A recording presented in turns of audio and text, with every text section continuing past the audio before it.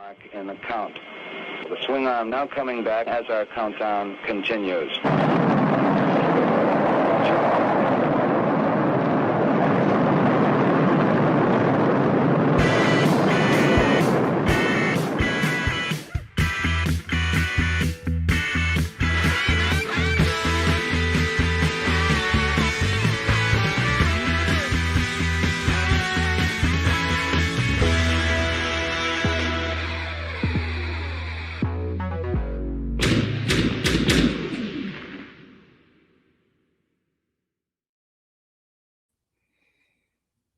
Good afternoon, good evening, everybody, on what is essentially a holiday for nerds.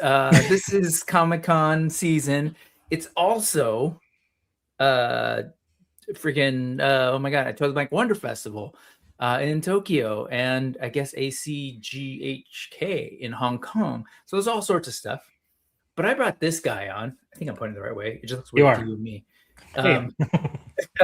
For Comic-Con, because I realized that last year I had you on along with some other folks, Brian and Larry, to talk Comic-Con. I was like, well, yeah, let's do it again. And you graciously shared a crap ton of the stuff that you want to talk about, and no shade at all, because it was pretty much like, yeah, exactly what I'm into. And there's a couple of like awesome things that I that came out of that. So yeah, welcome back, Mr. Ryan Clark. What's up, Ryan? Thank you very much, sir. I appreciate it. I appreciate you having me on again. It's great. Yeah, for sure. I've been also having fun seeing you occasionally over on Larry's channel. You guys opening toys. I gotta do some of that with you. I'm proud of myself. I actually unboxed several toys this weekend, and good for you. A figure that came in, was it Friday? Got opened on Saturday. Amazing. That seems rare for you. It feels like kind of a record. I also opened something from last summer, and then another thing from 2 summers ago. So, yeah. See, I made this comment on Towing Around in the chat, a Towing Around show on Thursday. I don't keep figures open for more than a week, so I don't have these stockpiles that you guys have.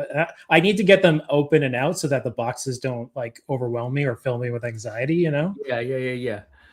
So, I mean, it's probably a channel thing. I don't know what it is for Kevin. Like when I started, I was doing reviews, and then I got into this habit of like, well, I'm gonna film the unboxing, and it takes more time. And then I was just like, why am I doing that? So actually, I just said, no, F it. I'm just gonna open these.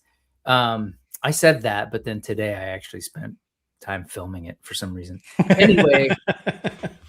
But I multitasked. I got to watch the new Bruce. I don't know if it's new anymore, but the Bruce Springsteen documentary with the dude from The Bear. Oh yeah.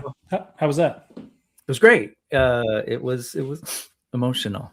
I don't know if you saw me run during the video. Could you see me in the background or no? Oh, okay.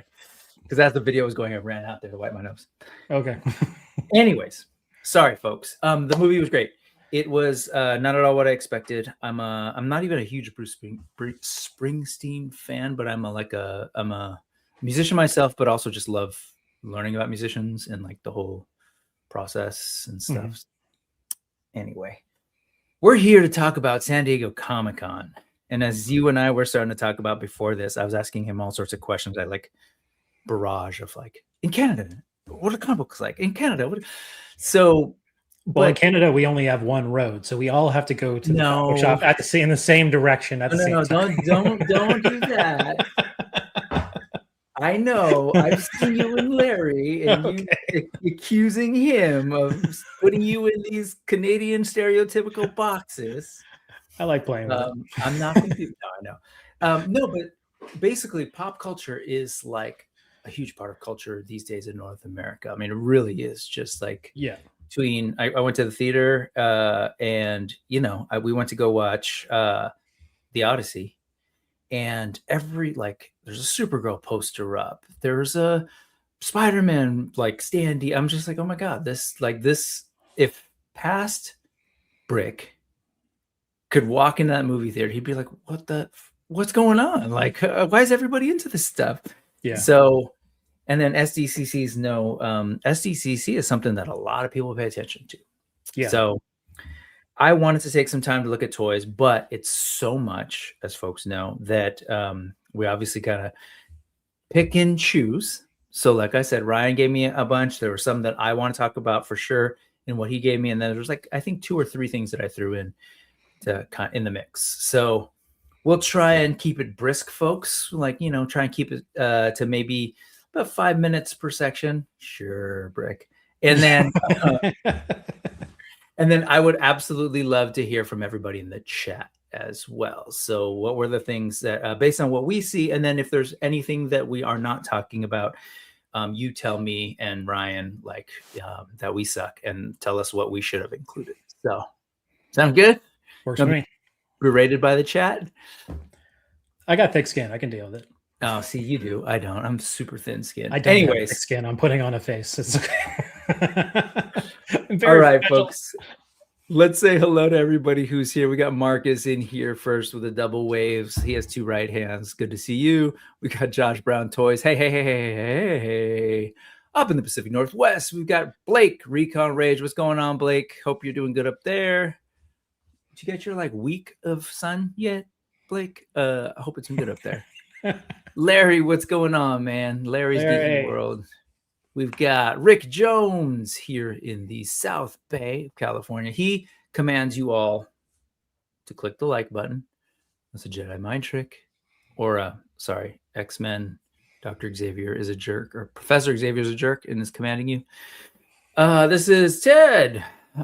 He's saying hello to everybody, his fellow toy nerd enthusiasts. Some of you are probably nude. But he's also talking about sports, but I'm going to skip that part. Rick is dropping the knowledge about Micronauts, which we will get there. He knows me. That's one that I added because I'm an old nerd. Yeah, I figured you'd like that. Yeah. Me, Rick, and Ted, a bunch of old nerds. Let's see, there it is. Dave. Sorry, Dave, in advance. I don't think we're talking Ghostbusters today, but damn, there's a lot of great Ghostbusters. Let's put this out of the way. I just realized as I was putting together our stuff, you didn't have any Mondo in there, and I didn't mention Mondo. I figured you were going to, because Mondo was I think Mondo was kind of the winner of the whole show for me. It was, and I just because there's a bunch to talk about, I actually we'll see if I'll call an audible at the end, but okay. There's not much that I'm buying. That's the thing. It's like. I can't afford Mondo, but I can appreciate the hell out of it. Yeah. And everybody knows I'm just purely self-interested and only talk about the stuff I like. So no, Mondo was great. I was on Oz's and he did a 2-day stream. I think it worked out to be maybe 50 hours or some ridiculous amount. And I went in super early in the morning. And then last night we talked a lot about Mondo and I feel like I got it out of my system, but we'll see. Ray Black is here. What's up, Ray? We've got Nolan. Hello to you. Got to hang out with him on Oz's. Hey, Nolan. Hey, it's been a minute. What's up, Andrew? Good to see you in the live. When you're this Ryan Clark, they call you Mister. I think that's right. True. Bat Force Grump, what's up, man? Grumps. Good to see you. East Coast. Let's see. Toys and Tits, both of them, all 3 of them, many of them are here. Hello. Absolutely tons of stuff coming out of SDCC. Hey, Rowdy, good to see you. Rowdy Riles is here. Hello. I got to catch her SDCC coverage. That was super fun. Oh, Marcus, yes. You should finish that with your mom. You both can hug a lot and then cry at the end together. It's really good. Twizzler19, hello. I probably wouldn't watch it with my dad. That would bring up too many uncomfortable feelings. Anyways, Lanterns Live, what's up, man? Good to see you. Congratulations to this guy who's all about the Green Lanterns. He got a lot of great info, got a dope trailer out of SDCC. Nice. Let's see. He would like one of my shelves that's behind my monitor that you can't see. Got a full-on Green Lantern? I got a big-ass Green Lantern display, yeah. It's nice. Shout out to McFarlane again. Apologies in advance there, Ralph, because McFarlane showed some great Green Lantern stuff that okay, let's Sath, what's going on? Hello to you. It's the Amateur Hour. And Jordan from Canada. Do you all know each other? No, I'm just kidding. What's up? I dated his sister.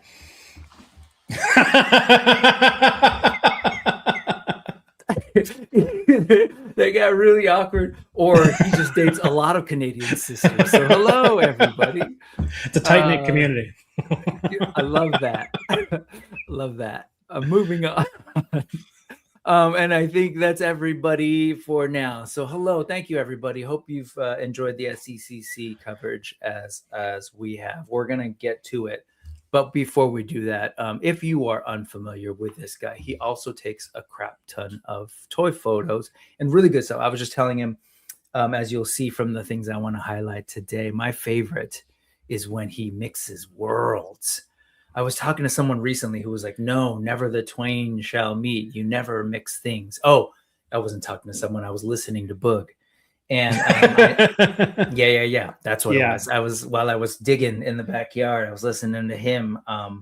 That stood out. I was like, oh, he would be mad at me the way I play, because he's very much about keeping things discreet. Go ahead. No, I was going to say ACBA is very very strict guidelines and rules about how they play. Well, and how they sort of lay out the art form, which I totally get. And but man, what you do in some of these photos, and some of which people can probably see right now, is exactly my language. So, and I also noticed, I pointed out to you before, I was like, is this a pattern where there's kind of like this duo thing, or this partnering thing that you've done a couple different times? But anyway, they say a picture is worth 1,000 words, so I'll shut up and let's look at some stuff. Yeah, sure, man. Thanks. I appreciate you showing off my stuff. Of course. I don't think we got to really do it the last time we got to hang out, so let's do it now. Oh, and I will say for folks, there's a URL that's about to scroll by at the bottom, and there is a QR code that should look like this, and StreamYard messed my stuff up. I do this weird effect for no reason. But if you go there, after the show, you can access Mr. Ryan Clark's IG, because the links will be there, as well as a bunch of other stuff. But his links are also down in the YouTube video description. So this is fantastic. Thank you. What a wild mix of weird science. I think you kind of, in your caption, is exactly that. But what a cool mix of worlds, like on multiple levels. Obviously the two figures, but one of the figures itself is awesome mix of stuff. What's going on here? So I had this idea when I got the 4 Horsemen figure Obscura Frankenstein, and I immediately thought, like, when it came to that big operating table, I had to get Frankenberry on that thing, because it's just an idea that came. Of course, to me. Like, I need to put Frankenberry on that thing. Yeah, and this was before I really started doing like environmental shots. So like when we talked this time last year, I was just starting to learn how to do more environmental stuff and stuff with digital backgrounds and whatnot. Before that, I was mostly doing like collection type photos, doing little scenes and poses within, but like this is the newest addition to my collection kind of thing. Right.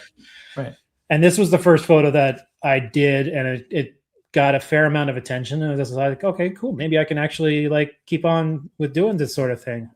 So I had the McFarlane Batman 66 Batcave, which is like the perfect mad scientist lair. Yeah. And then I borrowed my buddy's Marvel Legends Egghead, because he's a great mad scientist character. And I put them all in one place, and it came out really nice. I really liked it. Dude, and again, the one shout out to Jada for the awesome head, because that obviously is like an attention getter. But him kind of tearing out of that 4 Horsemen figure Obscura Frankenstein thing is great. These hands, the expressiveness. So it's a lot of things that are going on. The combination of things you're putting together, obviously, like the Dio and the playset that you've already mentioned, the 2 figures from 2 different places. But to me, this is like, hey, check out all the cool, fun things in my collection. And I think you borrowed one of them. Is that right? The Egghead is? Yeah, the Egghead, I have one now, but I had borrowed one off a buddy of mine, a fellow toy photographer in Ottawa. And so he was kind enough to lend me that so I could get this done. Sean Briefcase. Yeah. Very cool. No, I think it's totally like dynamic. It's fun. The lighting too, the green lighting is very Batman 66, but just in this setting is very weird science. The little blues coming in under his arm. Very cool. I love it. No BTS on this one. But no, this is before I started doing BTS and stuff. Right. Yeah. So as you're saying, like this is to know that this is like your first kind of like blending of a like little environment and stuff. Very cool. You went straight. It's all practical because you didn't even do the screen yet for this one. No, and this is before I even like really learned how to do like digital editing and stuff. So yeah. So good. Take me to the arcade, man, because this is also really, really cool. And you know, oftentimes I know I've known of folks who are buying things like this. I'm gonna get this prop. I'm gonna get this prop, but then I never see like photos with them. But you actually have like a full-on arcade going on here. Yeah. Let's shout out real quick the arcade. Who's giving you all this stuff? Because I know some of this is yours, some that's borrowed. But where do you know where these are sourced from? So the one that the Punisher one is a Fortnite arcade cabinet that I customized with stickers from Shelf Presence, I think it was called. Nice. And then the other ones I borrowed off of Sean Briefcase. Most of them are LOL Surprise toys. They were like we had them at dollar stores up here. Okay. And he had a bunch of those cabinets, and I printed out off a bunch of stickers from Marvel Capcom games because I wanted to keep this kind of thing within Capcom. That's cool. And put them on the sides and stuff, and kind of build out this mini arcade thing. And I printed out the arcade floor as well because you got to have that floor. It's even this absolutely. Yeah. It's a lot cleaner than I remember. Yeah. But I should have gotten some actual like chips and stuff and just like strewn them all around. That's true. And this detail is nice too. Little Cheetos bag. Thanks. I didn't realize you made all these. I thought you were buying these from places. Like I know you're sourcing the cabinets and then but did you customize them? I think that's really cool, man. Yeah. It was. I wanted to, because they were all basically the same cabinet, and I was like, I need to like create more of an environment with it. So, cool. I found like I just did Google search for Marvel, Capcom, Marvel superheroes, arcade sides and tops and whatnot, and I found a bunch and I was able to customize them. And it was a kind of a twofer. On the next slide is a Punisher Kingpin shot that I did, which was like a collab with my buddy Loco Lou from the Toy Photography Talk podcast. And it kind of started with this as my main idea because I wanted to do something with, I just got this 2-pack. I'm a huge Punisher fan, as you can tell me behind me. It's not a political affiliation, by the way. It's just that's my guy. It's problematic as he is. You and Marvel keep saying the same things. Woke. No, I'm just kidding.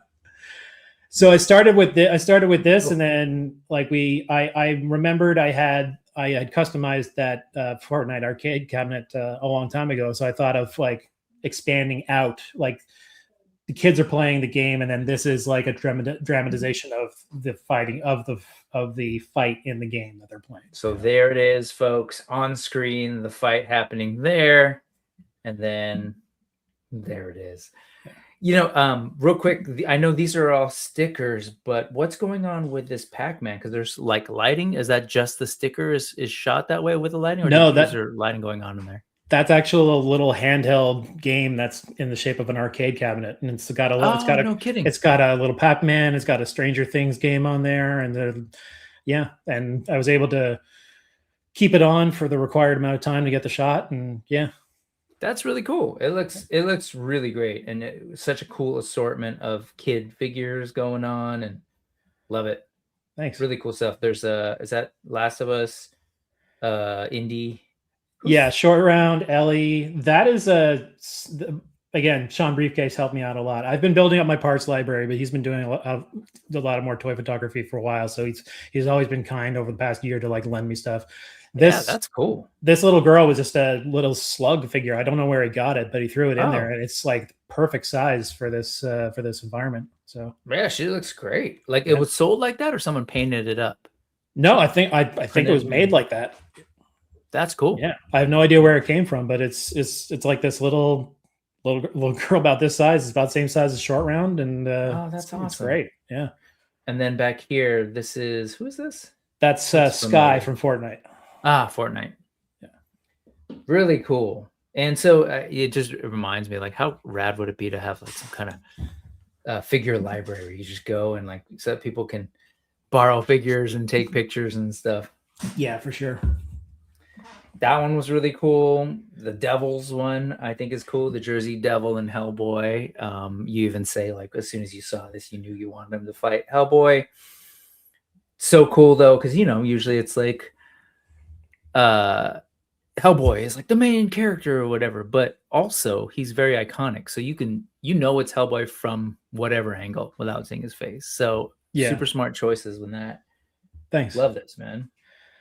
Thanks. Yeah, when I knew I was getting it, I was like, it just seemed so natural. He's a kind of a natural Hellboy monster. Mm-hmm. You know, you can open up a Magnolia book and it would be the first thing that he fights. You know, he just go to this place and he could be set in any time. It would be like, you know, New Jersey 1978 or something like that, and Hellboy just goes into the Pine Barrens and this thing comes upon him. So. But this was like when this thing came out, so obviously, I wanted the Jersey Devil to be like the one in power of the situation, kind of thing. Dig it, and that's a digital screen. It is a digital screen. Look at you. Yeah. So this is October of last October. So you're kind of messing by this time with environmental shots and screens. You got your screen up vertical? Yeah. Yeah, I do whatever fits best for the scene, basically. So is that thing like on some kind of rig so that you can just easily? It's got a rotating. It's a rotating monitor, so it can go. Oh, it's a monitor. Landscape or portrait. Yeah. Yeah, that's right. I'm a little bit. There was a time in my life where I had a desktop and multiple screens and doing design work, and now I just get free laptops from work. Thanks. Nice. Yeah, I don't have a ton of space easy. For storage of diodes and stuff. I have some diodes, and I've been building up my collection a little bit, but I use a lot of monitors just because it's more space conserving. So, yeah, I think it's great. I mean, you know, Disney does it all the time, right? I mean, it's the volume, right? Like, how 100%. Cool is that? I can imagine that for like photographers to be able to just pull up something as a background. Really, really cool. Yeah. And then this one, I love this. Thanks. I didn't realize this was inspired by this, which I'd never even seen. So it's been a while since I've like actively followed comics. Mm-hmm. And so this is cool. I didn't realize this was a thing. I'd seen him before, but I love this. I just thought this was you going wild and doing the combination, but it's still the same thing. Yeah. Yeah. So Lou wanted to do a Conan collab for his birthday. So he said you could use any Conan that you wanted, and the one I had was the Four Horsemen Legendary Barbarian.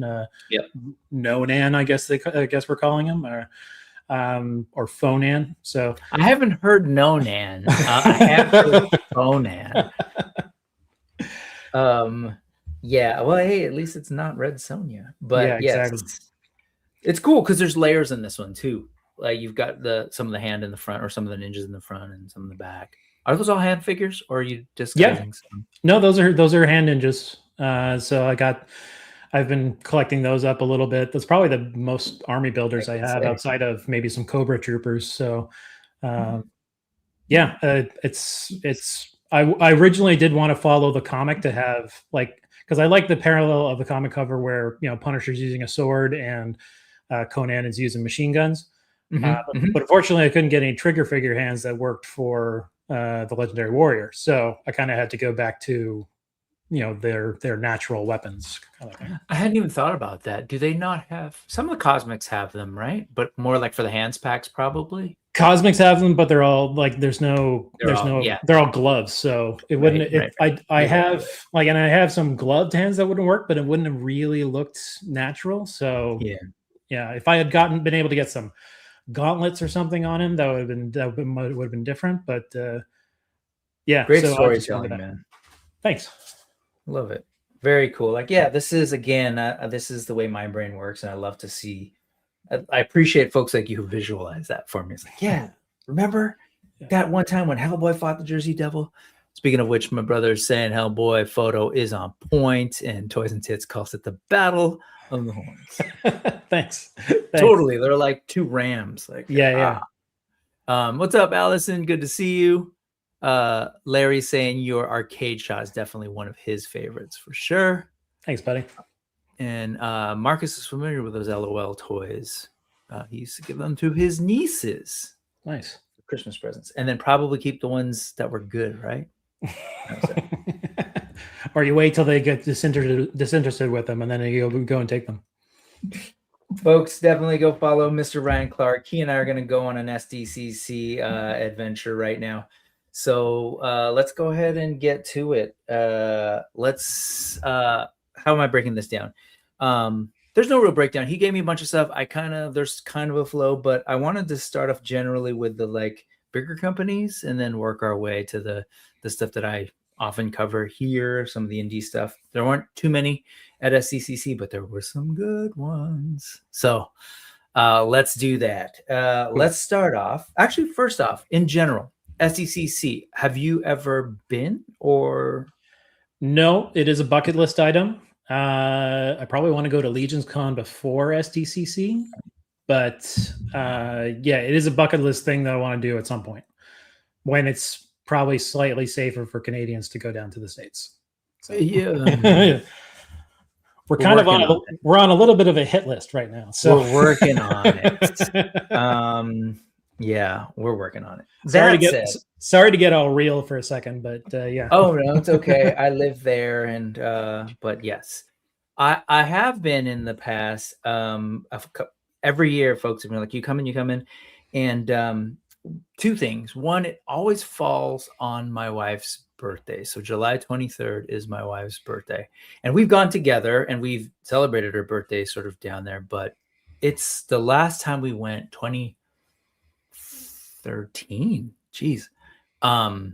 She was just like super overwhelmed, and I don't blame her. I was too. It's like it's a lot, and I'm just getting old. But also, you mentioned Legion's Con, like that's definitely more of my speed these days, because I feel like you're seeing a bunch of folks that you know, and I know everyone says like, "Oh, going down there, you get to see everyone," which I know happens, but you're also there with like millions. Like it's seemingly like it's just a lot of people, and it's everything. And so the way my brain would work, like I feel like, and I hear this from the folks that go down, they say like, dude, you know more about what was at the show and have seen more than I have being there, because we're sitting here and we're on the internet, and so it's a lot.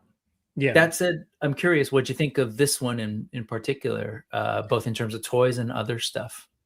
I mean, I think it's mostly pretty good. A lot of, in terms of toys, a lot of companies had some good showings. There was one min-max company that I was kind of disappointed in, but overall, some pretty decent stuff. And movie-wise or pop culture-wise, I think the Marvel panel was really cool. They had some really cool announcements there.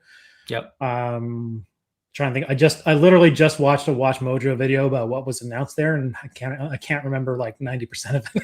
The only thing that stands out to me, and it's the same thing, I just did some quick glances, saw some headlines, but I haven't watched like that. That's a great place to do the catch up. I just saw that, of course, the Ryan Gosling thing. That's the one that sort of really stands out in my brain, which I think is just cool. For one, I think he's super talented. I like that dude and everything I've seen him in, but also to get that kind of like, of course he's got a huge name, so there's a sort of star caliber, but he's actually really, really talented in my opinion. Yeah. And so to put that behind a Ghost Rider film is kind of huge. So I'm into that kind of thing. I'm excited about that. Mm-hmm. I was excited.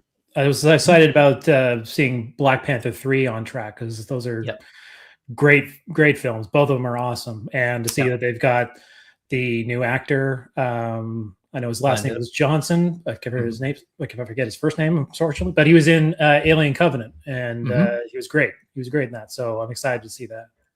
Me too. And I think between that and then some of the Doomsday stuff, like seeing everybody together, that's the only things that I remember. But yeah, that was really cool. Like I said, the lantern stuff stands out. But anyway, it's a blur at the moment, and I'm sure it'll catch up. But let's go ahead and talk toys. I don't know about you, but I get a lot of my stuff from Toy Arc, and I know just because it's searchable. Like I'll do their thing and then search company titles or whatever, but also, of course, IG. And shout out to everybody whose work we'll feature here, who did some awesome coverage. Again, part of the reason that I can say I've seen a lot of it is because folks are doing hella great, like just solid coverage. Yeah. So this is one of the things that you shared. And I'm going by what popped up in the messages. So I don't know if you intended for the Christmas Carol thing in particular, but that was was. Okay, cool. Talk to me about NECA's Muppet Christmas Carol. Why is that standing out for you? Because I love the Muppets. I love Muppets and Sesame Street, and I have all the Sesame Street figures so far.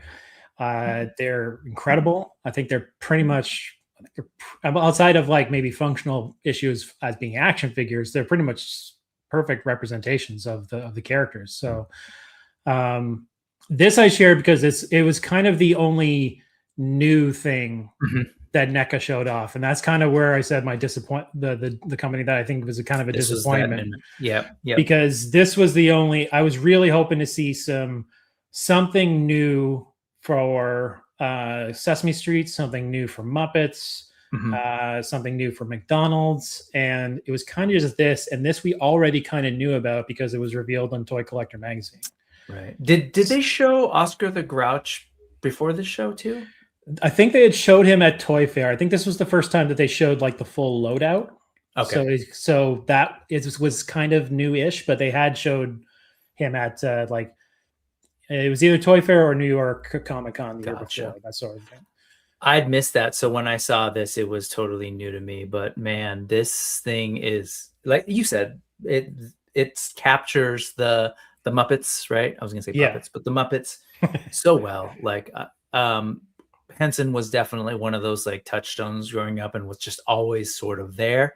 And then of course there was this period where it's like, wait, where are they? They're missing. So it's kind of nice that like Disney's trying to kind of bring things back in different forms. But this is really cool to know that like at least toy collectors get to have these on their shelves. I think it looks really great.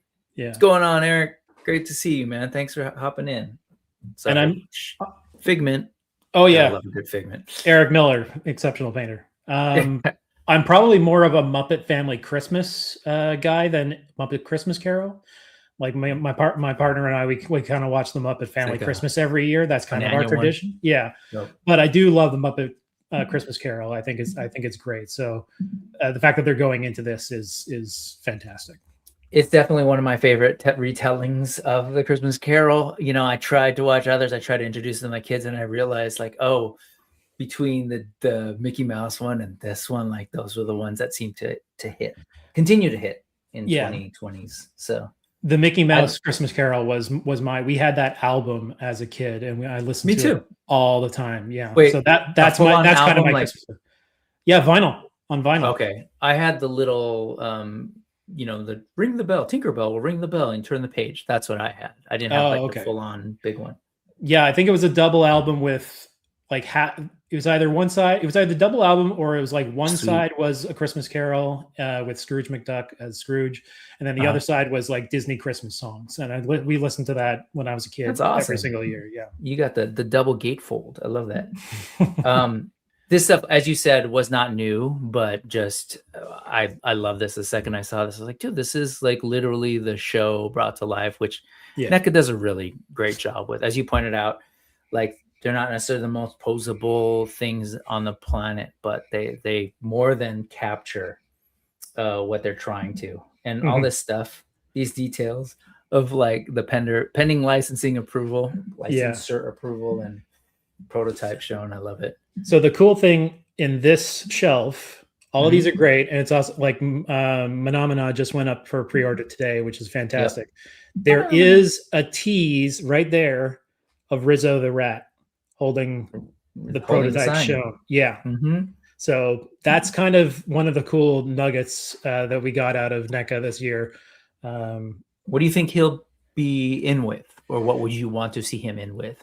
Hopefully another rat or two, I think. If he's not, because if they're going like early Muppet Show, I think he's mostly in with other rats. He's not really tied to Gonzo as much yet, I don't think. Phenomena. Yeah, dude. Very cool. She looks great. Yeah, for sure. These guys, so cool. For me, it's the Electric Mayhem. Like every time I get to see bits of them, and then the old oh my god, I'm blanking on the last company that did these. Diamond Select, I think. They were fantastic. All right, those are definitely cool. But let's move into some comic book world and a newer comic book thing. And I will say, like, I am a bad nerd, if there is such a thing, in that Invincible is like a huge gap. I know my brother's read it and has recommended it for a long time, since like it was in comic book form. It's just not something I had access to then. And then when the show started, it's mainly because I have kids. That and the boys were both challenging to watch. The boys I would watch because they wouldn't be interested. They're like, what are these people? But the cartoon, I felt like they might be like, ooh, what's this? And I'm like, oh no. So let's talk about this. Well, so Jada is they're pretty good, right? They're right. They're doing okay. Yeah. So this is Wave 2 Plus, or are some of these? Is Wave 1 only young Omni, or what's his name? Omni-Man, the little kid? It's Kid Omni-Man, Blue Invincible, and Conquest. So it's just the three of those, and then everything else that we're going to see here is all Wave 2 or Wave 2 and 3? Wave 2 and 3. Yeah. Okay. I was going to say they felt unbalanced. There's a lot that they showed over the course of a couple days. So Jada's toy reveals were absolutely great. And let's check it out. So this is, was it Alan? Alan the Alien? Alan the Alien. See, I'm also kind of a bad nerd, is that I also haven't gotten into the cartoon. I was reading the book when it was coming out, because I worked it was out when I was working at the comic book store here in Ottawa. And are they very different? As far as I know, they're pretty much exactly the same. I don't know what kind of gaps they take, because it's been a long time since I've read the book, and I never got to read the end of it. So, so I still have a lot of like gaps in my memory about, but I do remember the main characters, and so it was cool to see, because last year they debuted Wave 1. I kind of figured that that Wave 1 would have been in production by now. But I guess it's just going out for pre-order now. And then they're announcing Wave 2 and Wave 3, which to me are better waves. Like, there's no shade on Wave 1, but in Wave 2, you've got Blue and Yellow Invincible, which is the look. Like the main, that's the main look. And I think Omni-Man is also in that. And then, like, these look great. I know a lot of people are really liking that My Alien Dad one knockoff. The third party unlicensed one. Call My it what Alien it is. Dad. People are really liking that, but like, this is at least, is an official, and it looks really great. So does Blue and Yellow Invincible. So Alan looks great. Adam Eve looks really good, and Thrag looks really awesome too. So so here's cool Alan ones. There's a little bit of Adam Eve, but she is coming up. Let's see. I think she was in this one. Oh, you know what? I think I got the wrong link. The second one that I opened. There is another one. Let me see if. Yes, there you go. Some of it's in here. That's a great head sculpt too. Like, it is, and he comes with a mask sculpt as well, right? I certainly hope so. Yeah, I would. I thought I just. I think they're doing like this kind of like the Scooby-Doo villain thing where he has a masked head and a mask in hand accessory, but he also has he has an unmasked head and a mask in hand accessory, kind of like the Scooby-Doo villains. You can take off their masks and stuff, that sort of thing. Yeah. Jada just effortlessly killing it. That's the thing. I mean, this company, shout out to June, but I know that was very much like he was at Jada Toys for a long time. They're mainly known for a lot of the die-cast toy stuff, and he's just like, I love action figures. I'd love to figure that out for us. And then the Universal Monsters at first, and then Street Fighter, which we're not showing a whole lot of Street Fighter today, but obviously that's great. But they freaking finished that so quickly, like super dedicated, and finished it. So something that no other company who's had the license has been able to do, and like truly complete with like deep cut second player stuff, continue screen faces. Like they truly are like showing the love for the licenses that they have, or the research, either one. Yeah. So it's cool to see here too, because you're right. I agree with you on the first wave. Again, not really having watched it, but being familiar with it and the conversations and stuff. They did seem like a little bit odd pulls for that first wave. And then we're getting then they're just like, okay, well, here's wave 2 and 3 and look where we're going. So clearly they're going to try and do the Jada Street Fighter thing and just try and get as many of these characters and go very cool. Yeah. And, you mentioned My Alien Dad. Sorry, every time you say that, I keep hearing there was an old show with this character named Evie Garland. She'd put her fingers together and stop time. Yeah. I don't know if yes. Wasn't it something like My Alien Dad or something? I remember it, and I remember seeing a thing about it, and I totally forget what it is now. I'm blanking on it. Yeah. Old nerds, if you remember Evie Garland, she'd put her fingers together, stop time, and her dad was a little cube and would talk. Anyways, so the thing with that, it's really great looking, no doubt, and it moves well. But it's kind of like with Marvel Legends. My brother and I were talking about this. If you're at all truly invested in the world, you go with Marvel Legends because it really covers everything. And Jada has shown with Street Fighter that they're going to do that. So that's cool. Are the My Alien Dad folks going to go deep, or will they even be allowed to legally before getting a cease and desist? Right. So yeah, it depends. They might have just done that and then moved on to some other thing that they can, probably a Batman or a Spider-Man or something like that. Because that's generally where they move to. So if you really love this world, this is the way to go. And we know Jada can do it. Thank you, Marcus. Yeah, that's it. Nerd. And I say that with the deepest affection. But not my favorite Martian. That's a little bit older, but you're absolutely right. There's a from the root to the fruit going on there. I dig that. I see you, Fanagan Collectibles. Good to see you. Spoiler alert, we'll get there for sure. But this stuff is all really great. Battle Beast was a cool reveal. Mm-hmm. And it's, there is a Super 7 Battle Beast that was just revealed a couple weeks ago. And then this, so it's kind of neat to see. Can I ask you about size, or would you I don't pay much attention to all that. Mm-hmm. And I know that Battle Beast one is a big, beefy Super 7 one. Yeah. But is this about the size of Battle Beast in the books compared to these other characters? That's a good question. I mean, he seems to be about the same size as the other Viltrumite characters, so I think it's probably about right. Okay. The thing is, Battle Beast, he looked ferocious, but he was always getting his ass handed to him in every single battle. So he could battle. He just wasn't Wind Beast. I say not as if I know, but that's what other people have said, because I asked about the blood and stuff, and then someone actually mentioned that yes, he's not quite very successful or victorious. Yeah. Anyway, this is really cool, and I applaud them because, as you said, they had a great showing, and it wasn't just this, as we'll get to in a second, because they had some other stuff. And as folks in the chat have said, Jada did really well, showed some great stuff.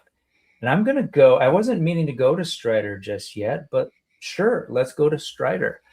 They did some one-off stuff. And I bring up Strider here for a couple of reasons. One, I was huge into the video games, like Capcom games. Mm-hmm. As a NES kid, it was Konami and Capcom. I was like, whenever I saw those, I was like, ooh, like I know those are going to be good games, and they're just cool designs, right? Yeah. So they've got a bit of a Capcom license with Mega Man, so some relationship with Capcom, and it's really cool to see them do a Strider figure. As far as I know, this is the first Strider figure that we've gotten. I don't know of any others. Do you happen to know? Are you familiar with Strider? I was not familiar to Strider until this weekend, basically. So, yeah. So, I mean, it is a very cool looking figure, but it's a bit out of my wheelhouse, unfortunately. Aesthetically, like it's not the kind of thing that I collect a lot of. It's a lot of like pseudo realistic stuff that see, you proud of me? I opened these. This one came on a Friday and I opened it, and this one just came, I think, Wednesday or something. So you're doing so well. Yes, I'm so proud of myself. But Strider is, I don't have sprites ready or anything, but he was just this cool like ninja, but had like sci-fi world too. Like, so there was, he was fighting a lot of robots. Right. And so all of that was just like when he do this cool flipping kick. The Genesis version was really great. So I'm not quite used to the more anime look, but that was huge in his Marvel vs. Capcom kind of look. Right. And I think that's kind of cool that they did like a one-offs thing with this. They're like, hey, like this is not a Strider line. This is not a part of a larger collection, but we are doing this. Yeah. And another character. It's kind of cool that you've got two companies who are doing Marvel versus Capcom without saying they're doing Marvel versus Capcom. Right? Like you've got Jada's doing all the Capcom stuff. Yep. And it's cool. Marvel's doing some video game type stuff, and you're a collector. If you want to get them both, you do that. And I was holding up the 3 because SH is also doing it, and so yeah. So we'll get to it because it is one of the coolest toy cross company collaborations that isn't actually a collaboration. No. it's just literally just everybody kind of coincidentally decided to give the market what they want. And I love that. And obviously it's the classic instance of rising tides lift all ships, because you can pick and choose, but also, the Marvel side, Marvel Legends team isn't going to do a Strider, but here you go. Very cool. And on top of that, Mega Man was in that game. So, so it's all there. I just think this is cool that it exists. And that was one of those few things that came up this week that was a complete surprise. So. The other one, of course, was this guy. Yeah. I know you wanted to talk about this guy. What did you want to say about Astro Boy? I have some nostalgia for Astro Boy. When I was a kid, like between the ages of 6 and 10, we lived in a rural community, Ontario. We had 3, maybe 4 channels. One of them had cartoons. And my parents had a small business in Ottawa. We lived about 45 minutes away. So they would dump us off at various babysitters before school. And we would watch whatever was on. And the one network that played cartoons, they showed a lot of Inspector Gadget and they showed a lot of Astro Boy. So were they just into a robot cyborg? I guess it was every Monday to Friday morning was for cyborgs. Yes, because there's a gap in decades. Almost between the anime and Inspector Gadget. Yeah, which I guess technically was anime, but. That's interesting because I don't remember seeing I don't think I ever got to see actual Astro Boy until college, like an actual Astro Boy anime until college. So that was on Ottawa TV. That was on Global TV. It's out of Toronto, but it was going throughout the whole province. So I don't remember really having much affection for like the episodes, but I remember the intro being awesome. He's lifting this giant woolly mammoth and he's going like down below water and his eyes turn on and become giant headlights. And like the intro was great. So when I saw this, I was like, okay, it's like you can get me pretty easily with nostalgia, like Sesame Street, Muppets, Astro Boy, nice. You can get my money like that. It's not hard. That's cool, man, and I'm so glad that like you got to see the actual cartoon as a kid, and this is nostalgic for you. obviously you're not alone. There are definitely a bunch of folks in North America, but also obviously in Japan and other parts of the world that grew up with Astro Boy. Like, he's super iconic, even though I know a lot of folks don't recognize him right off the bat. Yeah. And I would say even he hasn't really had, unfortunately, much relevance to outside of, like, I guess, anime circles since, I guess, the 80s. Or well, you didn't like that feature film? I didn't see it. I didn't say it, but I know it didn't spawn a lot of sequels. I'm just kidding. No, it didn't exist. It was not. Yeah, one of the more modern things was Pluto. I don't know. Have you seen Pluto? Is that what it's called? Pluto? Sounds familiar. It's sort of based on the original idea of Astro Boy, but they kind of took some of the original concepts and that he had. But that said, if folks aren't familiar, he's actually a robot. And I mainly wanted to show this image because it's such one of my favorite images, because it shows you exactly who he is. And there have been some really cool toys in the past. There's like a non-Lego building toy that replicates this, and some other really good ones nice. Out of Japan mainly. But so he is a robot that was created by a scientist, and he's essentially like he's a good guy, and he fights all sorts of things, oftentimes big giant robots, big baddies or whatever. But he wants to be a real boy at the end of the day, which is obviously something that's in the zeitgeist. And this is that's so on point. Dope. Well, it's Richie Toons doing this drawing of something that, like, a lot of folks have talked about in the past, and I don't know if Osamu actually it's right there, Tezuka had talked about, like, it's kind of like it's science fiction Pinocchio, right? I mean, except it's very much Pinocchio. It's a core theme. Yes, 100%. And it's not, it's again something that we've seen elsewhere. This was another one of my favorite properties. Not something I saw as a kid, but something I saw in images as a kid and wasn't really able to dig deep into until college. But now have fun toys, decades old toys by now, but these are old cool. SICs. But same kind of thing, right? These robots that wander and like are like, am I human, or what does it mean to be human? Very like Data, right? Data and lore from Star Trek. And so Astro Boy is like the root of all of this. So to think that Jada's doing this is really cool. And I'll just do one last one. This guy. I mean, there is no denying that Mega Man is like very much borrows ideas from Astro Boy, and they're obviously very similar. So how rad is it that Jade is actually creating both these figures, and you can put them on your shelf, and so cool.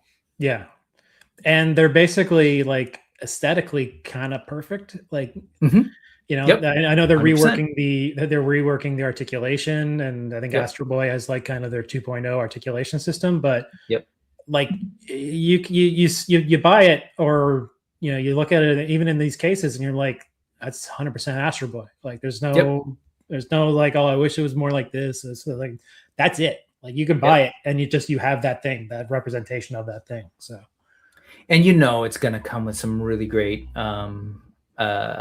accessories and stuff, the way that Jada rolls. So and he was waiting for it, but he got there before I did. Fan again, saying my youngest loves Astro Boy, but I think it's based on his love of Mega Man, which Jada's also killing your wallet for sure.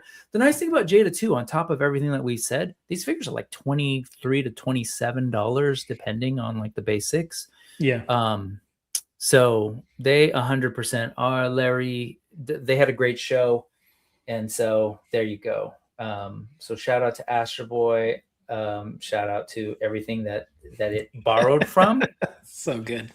Shout out to everything it helped sort of inspire. I guess in Kikaider there were maybe peers, and then Mega Man for sure. So all right, let's shift gears beyond Strider. We were talking Strider, and you were mentioning like, yeah, dude, it's totally like this weird multi-company collaboration.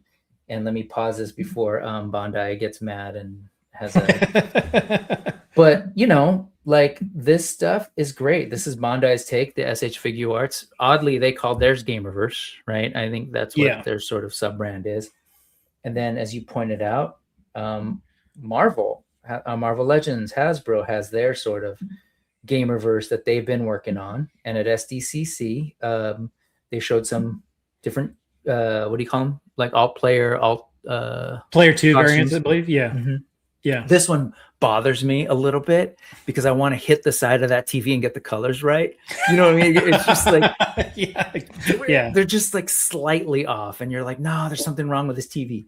But no, those are actual alt characters. And the other cool thing is he had the bone claws that Oz pointed out for me that I'd forgotten. Yeah, that's a cool addition that they threw into that one.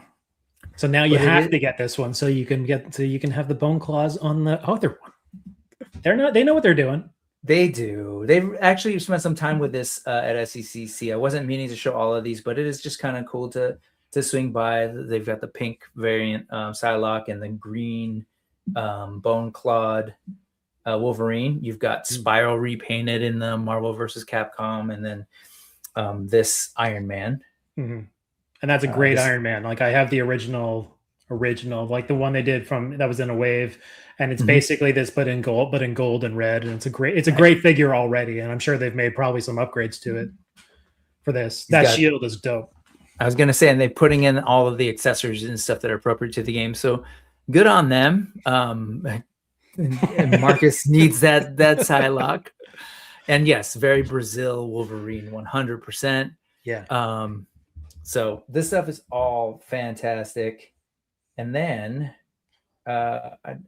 this guy, we got the pink. Is it Gargantos? Is that what? Gargantos. Yeah, not Chumagorath. Don't you dare call it that, because no, sue you. Yes, that's like a Red Sonja. We don't talk about it, but very cool. And then I think that was it. No, that wasn't it, was it? Because this guy. They love their Sentinels, them Hasbro guys. They do. But and you know, there's a world where Oz was saying the other day, he's like, they could have even just cheaped out and painted the other one. I was like, well, they could have, but a lot of people would have been pissed because it wouldn't have been accurate, right? Yeah. But this thing's pretty cool, and this thing is about $100 if I heard correctly. I think I heard the same. Yeah. About 11 inches tall, and is gonna be perfect on your little Marvel versus Capcom, not at all a real thing shelf. Right? Yeah. Pretty cool. It's pretty great. Like I didn't really play a lot of Marvel versus Capcom growing up, but I played it here and there. My comic fighting game of choice was X-Men Mutant Academy. Yeah. On the PlayStation, that was my jam. But like this is dope. Like I'm not like, this isn't for me. Like I'm because I don't have the space for this kind of thing. But it is awesome, and it's a really great representation of that Sentinel. So, yep, they've even got some of the effects and stuff too. Look at that. That's awesome. Like, come on, look at all them blast effects. So I don't know if I'm assuming it's going to come with a stand. I certainly hope so. Which again, that's going to slot perfectly with some of those Jada figures in their stands. It's really cool. And you know, who knows what the conversations are about. Hey, Jada's doing this. Why don't we? I don't know. But man, what a really cool, unofficial collaboration between Bandai, Hasbro, and Jada Toys. Yeah. And it's really cool. It's fun. I think they're all doing really cool takes on these things. You know, I'll let the more angry. No, I shouldn't say that. Sorry to belittle you guys. But the nerds who are just like, no, this is the better version and that's a better version. Like, whatever. The fact is you actually get to choose. And I think that's actually the cool part of all this. So, yeah. I love it. Raceland's saying Brick's generation was, Street Fighter 2. Mine was Third Strike. For my X-Men game, what's up, Raceland? Good to see you. For my X-Men game, the one that I really, really got into, I don't even remember what it was called, but it was by Activision. It was like a isometric thing on the GameCube. that was really cool. And then they did a second one, mainly because you could do like little like 4-person teams and kind of thing, and it was more of a story versus this stuff was cool, but it was like I got to play that character for a couple minutes and fight, but there was no like, I'm a story guy. Yeah. So my X-Men game was X-Men on the Genesis. Like I played a lot of that game. It was really fun. I don't know if I played that. Yeah, you played as Wolverine, Cyclops, Nightcrawler, and Chad, help me out. Who was the fourth guy? Because I can never remember. There's 4 things. I can only remember 3 things. But it was kind of a side-scrolling platformer. But you beat guys up, beat robots or whatever coming along the way. But it had tons of like references, and it had also had like the most frustrating transition from levels 5 to 6 to like the last one. Is it this? Everyone's saying Marvel Alliance or Marvel Ultimate Alliance? No, that's from like the PlayStation days. I'm talking about back to Genesis, like you're 16-bit days. It would be frustrating. You get to the 5th level and then you'd beat it, but it would get frozen and you didn't know what it was going on. And it wasn't until I accidentally pressed the restart button that something happened to the game. And I was like, what's happening? What, did I break it? And no, that's how you transition to the next level, because it was like Mojo verse or something like that. So let's see. X-Men 1993, it just says X-Men 1993 video game on the Genesis. I guess it was just called X-Men? Yeah, I think that was it. Yeah, I see it here. And then the one I was talking about was Rise of there was X-Men Legends is what it was called. And then there was an X-Men Legends 2 Rise of Apocalypse. Okay, I think I did play X-Men Legends on PlayStation. On PlayStation 2, probably, yeah. Let's see. Spaded One, hey, what's up? Good to see you. Today, I'd strangle a dolphin for Marvel Ultimate Alliance 4 on modern hardware, made with the same love and care as Lego Marvel Superheroes. That is a game.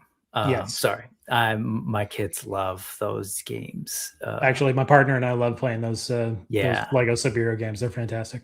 They love the Star Wars ones more, but very cool. And yeah, Spaded, why you gotta be so bad to the That's intense. Yes.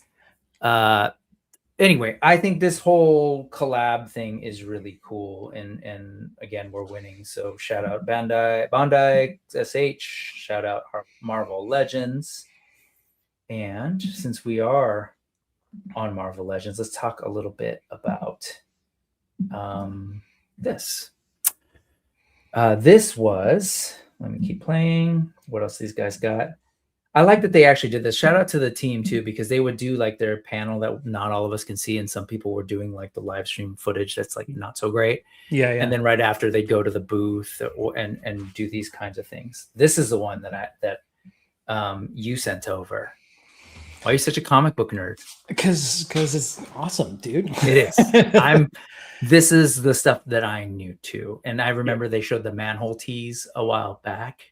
And I was like, oh, let's go. Yeah. But they did this right. So what are we looking at here? We are looking at Mole Man, and there is a shocking shortage of Fantastic Four villains in Marvel Legends. Like unless your name is Doom, there's like a couple outside of that. So there's a bunch of like the B-list Fantastic Four villains that they got to get to, and this was one of them, which they had done like in the old the dark days of Hasbro Marvel toys. But this looks like an awesome version. He's stout. He comes with these 2 Moloids, which look fantastic. He's got 3 heads. Like this is kind of exactly what you want from a Mole Man. Mm-hmm. Are you getting more than one? Curious. I'm getting one, and I'm probably going to do a photo of him getting hit by a football, if you get that reference. I don't. Simpsons. Hans Mole Man getting hit by a football. So. Oh, gotcha. Oh, poor Mole Man. That's cute. I'll probably do something cooler than that, but that was the thing. I was like, oh, I have to do that. This is really cool. The fact that you've got like the Moloids in there, and also the reason I ask is because I was thinking about your hand ninjas, but also he's got 3 really good heads. So you know, but really it's the army build Moloids, like to have a bunch of these guys on there. They give you a couple of different heads too, so you can get 4 different unique looks. They're pretty cool. They're limited, right, in terms of like movement and posability because of like the legs. Yeah, it looks like just the arms have the articulation, but I mean, I don't necessarily need like Moloids to be super articulated, and that would just hike the price up, and the prices are already going up by way too many dollars as it is. So I'm fine with just with the Moloids as they are. Just give me some extra heads to change up the looks and stuff. And I would love to army build Moloids, but you know, having 3 or 4 would make for a good scene. You know, that sort of thing. How much do you think this kind of thing is going to run? Is this like a $50 thing with the probably little 3-pack? Yeah, I think this probably qualifies as like deluxe figure territory. I wonder how that diaphragm works on Mole Man too, because it's like a nice round base. I feel like they could get potentially some cool movement on the diaphragm, make up for the lack of waist thing. But I like the way they did the knees. Like in some photos, you can't see. I saw a photo, not this one, but one like in one of the other promo photos that they had, and it doesn't like. I thought his knees didn't articulate for some reason because I just couldn't see. That is one ugly head sculpt. Yeah. This is like an alt version of this guy, isn't it? Yeah. I think that's like early Mole Man. Oh yeah, I guess I'm trying to see if they have the other photos in their video, but I don't think they did. Yeah. He's really cool. I won't even talk about that Maximum Spider-Man because that one was a little weird, I thought, but mainly because of the head sculpt. Anyways, I said I wouldn't talk about it, so I'm not going to talk about it. This is really cool, and I know it's something that I hear you on the Fantastic Four villain stuff, and I think it's a little weird because that was like the first family. I don't know if that some of that is like I don't know if that's at all. Yeah, or like related to there was a time where we weren't getting much Fantastic Four or anything for a while because of like so I know that was but anyway, I thought that was really cool. I'm with you on that. It's that old school comic goodness, and that's kind of like a lot of where I go through. Was it sorry, I was over here. First and foremost, Marcus is saying he relates to the Moloids because he's short, gremlin-like, and resides in the dark. And also relates to that Mole Man face. Come on, man. And then Spaded One is claiming that those are just Figure Arts Gollum figures with no paint apps. This is a question for you. Are you from Canada? Yes. Or are you just a Jays fan? Yes. Both.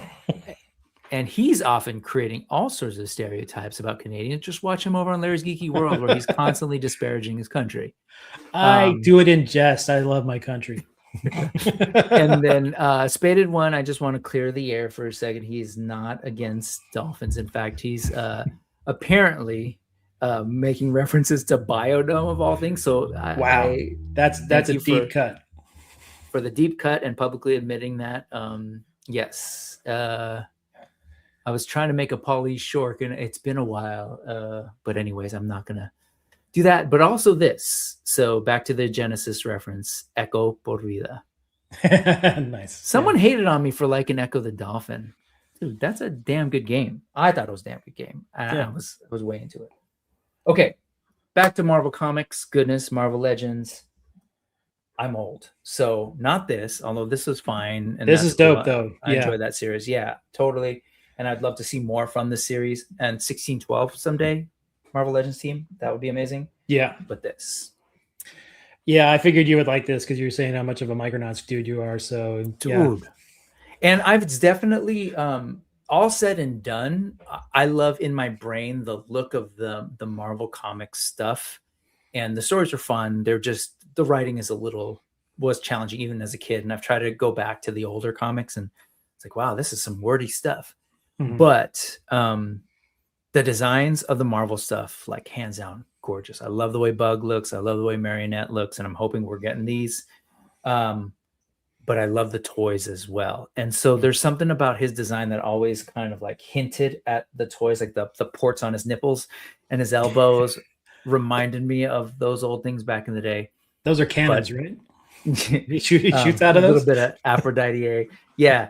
But also the toy Acroyers, they were actually sort of like the villains in the original toy line. It was like this whole other thing, but Bill Mantlo and the other Micronauts comics folks created their own sort of mythology of Baron Karza and the, what do they call them? The body somethings, man, bad nerd. But this guy was super cool. Like he was a knight essentially. Underneath that helmet, he was like this grayish alien with like a piggy nose looking thing. And then he had the Kirby crackle, not drawn by Kirby, but like clearly inspired by it. Yeah. This stuff. I don't know how this hits with people who don't know it. I don't know if they go like, what the hell is this? Like a lot of people did with ROM. Like were you familiar with the Micronauts? I had a single Micronauts comic as a kid. And so I remember Acroyer and I remember Bug. And so I'm hoping that this does well because they said they have plans for other Micronauts. I would absolutely get Bug because they brought Bug back into like the Marvel universe when in one of the Annihilation stories. So he kind of goes, I've got a like Annihilation, Abdet and Lanning Guardians of the Galaxy shelf, and he would be perfect on that shelf because he was around that time. So I'm hoping we get a Bug figure out of this. Same. He is one of my favorite characters. Fan again, who I was popping up earlier, who was given the assist, and of course, all things Micronauts. This dude is like one of the few folks that I know is deeply like keeping Micronauts alive. He's creating his own figures. Him and his son are creating like their own 3D sculpted, printed, resin printed toys of the Micronauts. He gave me a Bug that I love. It's a prototype. Nice. Very cool. But Marcus is also into Bug. He's saying, I'm hoping for a Micronaut / Guardians of the Galaxy Bug with the Acroyer reveal. But that makes me realize Baron Karza is a possibility. Yeah, and that's probably where they would go next, I would think. Because if you're going to do the big hero of the story, you're going to do the big villain, and then maybe they get to Bug. But I'm hoping Bug is in our future at some point. Yeah. And it's funny, like this guy I've always felt like was like the Wolverine. This guy being a Acroyer was like the Wolverine of the bunch. And I guess that makes Bug the Nightcrawler.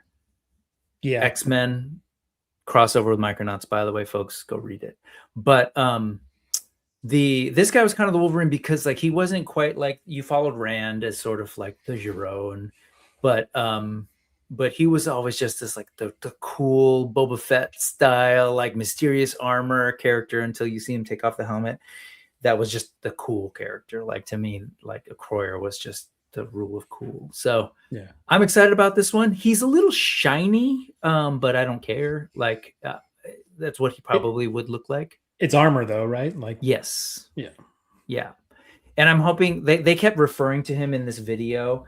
Again, folks, if you want to go to the links, they'll be at the end of the show. But at that QR code and the URL coming across the bottom. But in that video that they were talking about him being a big boy. They kept saying big, beefy boy, but they never actually said like how big or what. So I'm hoping he's at least like maybe ROM height, because ROM ended up being a pretty big Marvel Legends. Yeah, I could see that. Yeah, just so I can fit him in with, so he looks good with my like 4 Horsemen and all the other big figures that I get. So I'm excited about this one. What did I say? I think Marcus was saying his Kirby Crackle looks delicious because it's like caviar or clear Dippin' Dots. Yeah. They were also making that joke in the video. They said it looked like roe, but it just kind of went nowhere. Totally looks like it. And I tried Dippin' Dots for the first time last month. Yeah, I'm living. Yes, give me all of them, as Rick says. Give me some Time Travelers or Time Traveler, Marionette, Bug. And, Super 7 got me all excited when they were doing the O-rings because it was like great for 2 reasons. Historically, that's dope. Micronauts and Microman were like O-ring, the roots of O-ring. Yeah. And I was hoping like, oh, are we going to see maybe bigger figures? But, and then they also sort of teased some of the Marvel lore on the backs of the bios. So I'm happy to see this happening. I can't wait to see more. I would love to see this too, if Acroyer had his jetpack, but usually like what they show in these things is kind of it. Like they're showing the sword and the thing, well, they right? haven't. Yeah, I mean, I based on how ROM was made, I wouldn't be surprised if this was it. But it depends on what kind of wave he's in. You know, like Kristar was on it. Kristar was on his own, and he had a couple weapons. Right. ROM was in a mini comic wave, so he had a couple extra accessories to go with the mini comics, which I'm not a huge fan of, but people like them, so we'll keep making them, I guess. So you never know. It could be this plus a couple extra hands, or maybe somebody's gonna have to 3-print an Acroyer jetpack. Yeah, Josh Brown of Josh Brown. I was gonna say there's Josh Brown can do it. I know Flanagan could do it. He's saying that he's got his own new version of it. He does a bunch of versions of these characters, but he's got a new Acroyer in the works, 112, getting ready to paint. I love the boots. So he's talking about these new boots. They look great. I want to know about this new Biotron that you're talking about. I'm assuming it's yours. If it is, tell me more. But these boots, man, these were like, I swear, UGG boots, like saw Acroyer's design back in the day, and they're like, those would be real cool. Yeah. So, yeah. Which boots came out first, this or Astro Boy? Oh, Astro Boy. Yeah. Yeah, for sure. You're right. See, through line. Mm-hmm. And so, Flanagan, if you're trying to drop a link, I don't think it'll work in YouTube, but if you, I'd appreciate that. All right. So this was cool. On to other things. More Hasbro, because like Jada, Hasbro shared a lot. I'm going to reject all of your whatever. This, Lara Croft. They teased us a little bit ago, and we got a lot more details, including all the accessories, the loadout, and everything. Tell me about this, because I know she was on your list. She was on my list. It's really expensive, but yes, like I was going to say that's one of the pieces of information we also got. Yeah, even for a GI Joe like figure, it's pretty pricey, but it's awesome. I think it looks like it's going to go great with GI Joe Classified, which I'm kind of gearing down on Classified series in favor of like newer stuff. Mm-hmm.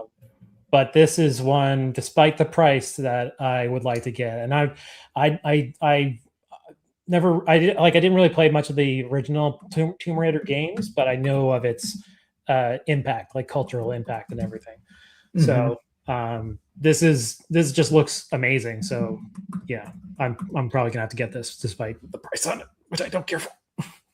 This shot is great too. I mean, this totally took me back. But yeah, that price is something else. Aside from price, I think she looked really good. G.I. Joe Classified has had no issues creating some of the best looking head sculpts in the game, especially coming out of mass market retail. The women in particular coming out of the Classified team are fantastic. Yep. So she's great. My thing on price, I agree with you. Again, referencing Oz's stream, like that came up a lot about price that, and there were like different collectors. Like, you'd have a Mondo collector being in there like, yeah, I know the price is expensive, but I'm really into this thing. So I get, like, price is super subjective, right? Yeah. It's about value. Like if something can be, for me in Canada, this is $60. It's 45. It's 45 in the States. Yeah. The exchange right now is atrocious. But if you feel like you're getting, I know. If you feel like you're getting value for that dollar, then it's kind of worth it. And for G.I. Joe Classified, this is kind of what G.I. Joe Classified would normally cost if there was a license involved, which there is. Like, you're getting, because they kind of set the example of G.I. Joe Classified and they own it, they don't have to pay a licensing fee. They can put in extra paint details and sculpt details and accessories into like their standard price for a figure.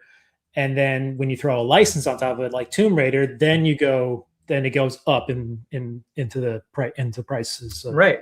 45. At least those are all things, as you're pointing out, we've seen, right? Yeah. And those are so you're 100%. We'll put a pin in that because you're right. Like those are all things that should be factors or have been factors in the past that we've heard. Like Sergeant Slaughter was a more expensive figure at the time too than other, because it was dealing with the likeness of a human person. Right. Yeah. And that's objectively 100% accurate. I didn't mean to imply that none of that's like true. It's true. It's just that something we're going to look at next was a little bit weird, but I'll put a pin in that.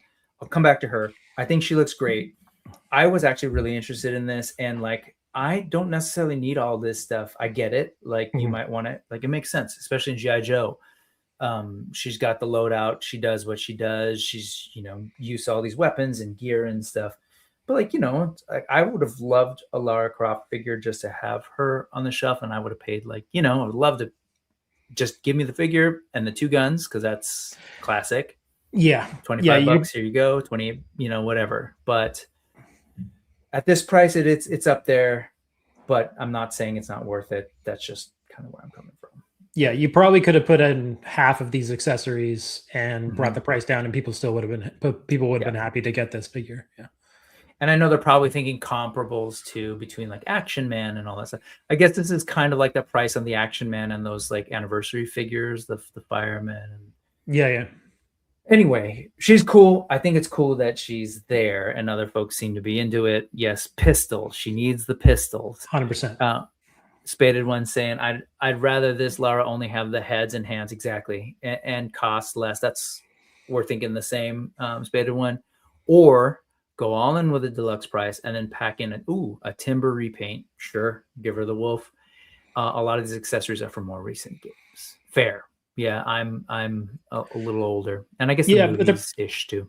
They're probably only going to make one Tomb Raider figure unless this does really well and they do a different colorway or something. So they want to pack in, make it representative of as much of Tomb Raider as possible in one go.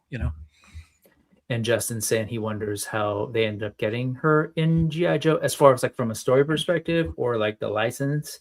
But I will say I'm intrigued by the G.I. Joe team and Hasbro in general, like being open to doing something like this from this whole other property and working them into Joe. I love that, which is like really part and parcel with the property. Like we grew up with Refrigerator Perry and almost Sylvester Stallone and all that. So like, it's kind of cool. I still want a Refrigerator Perry in classified series.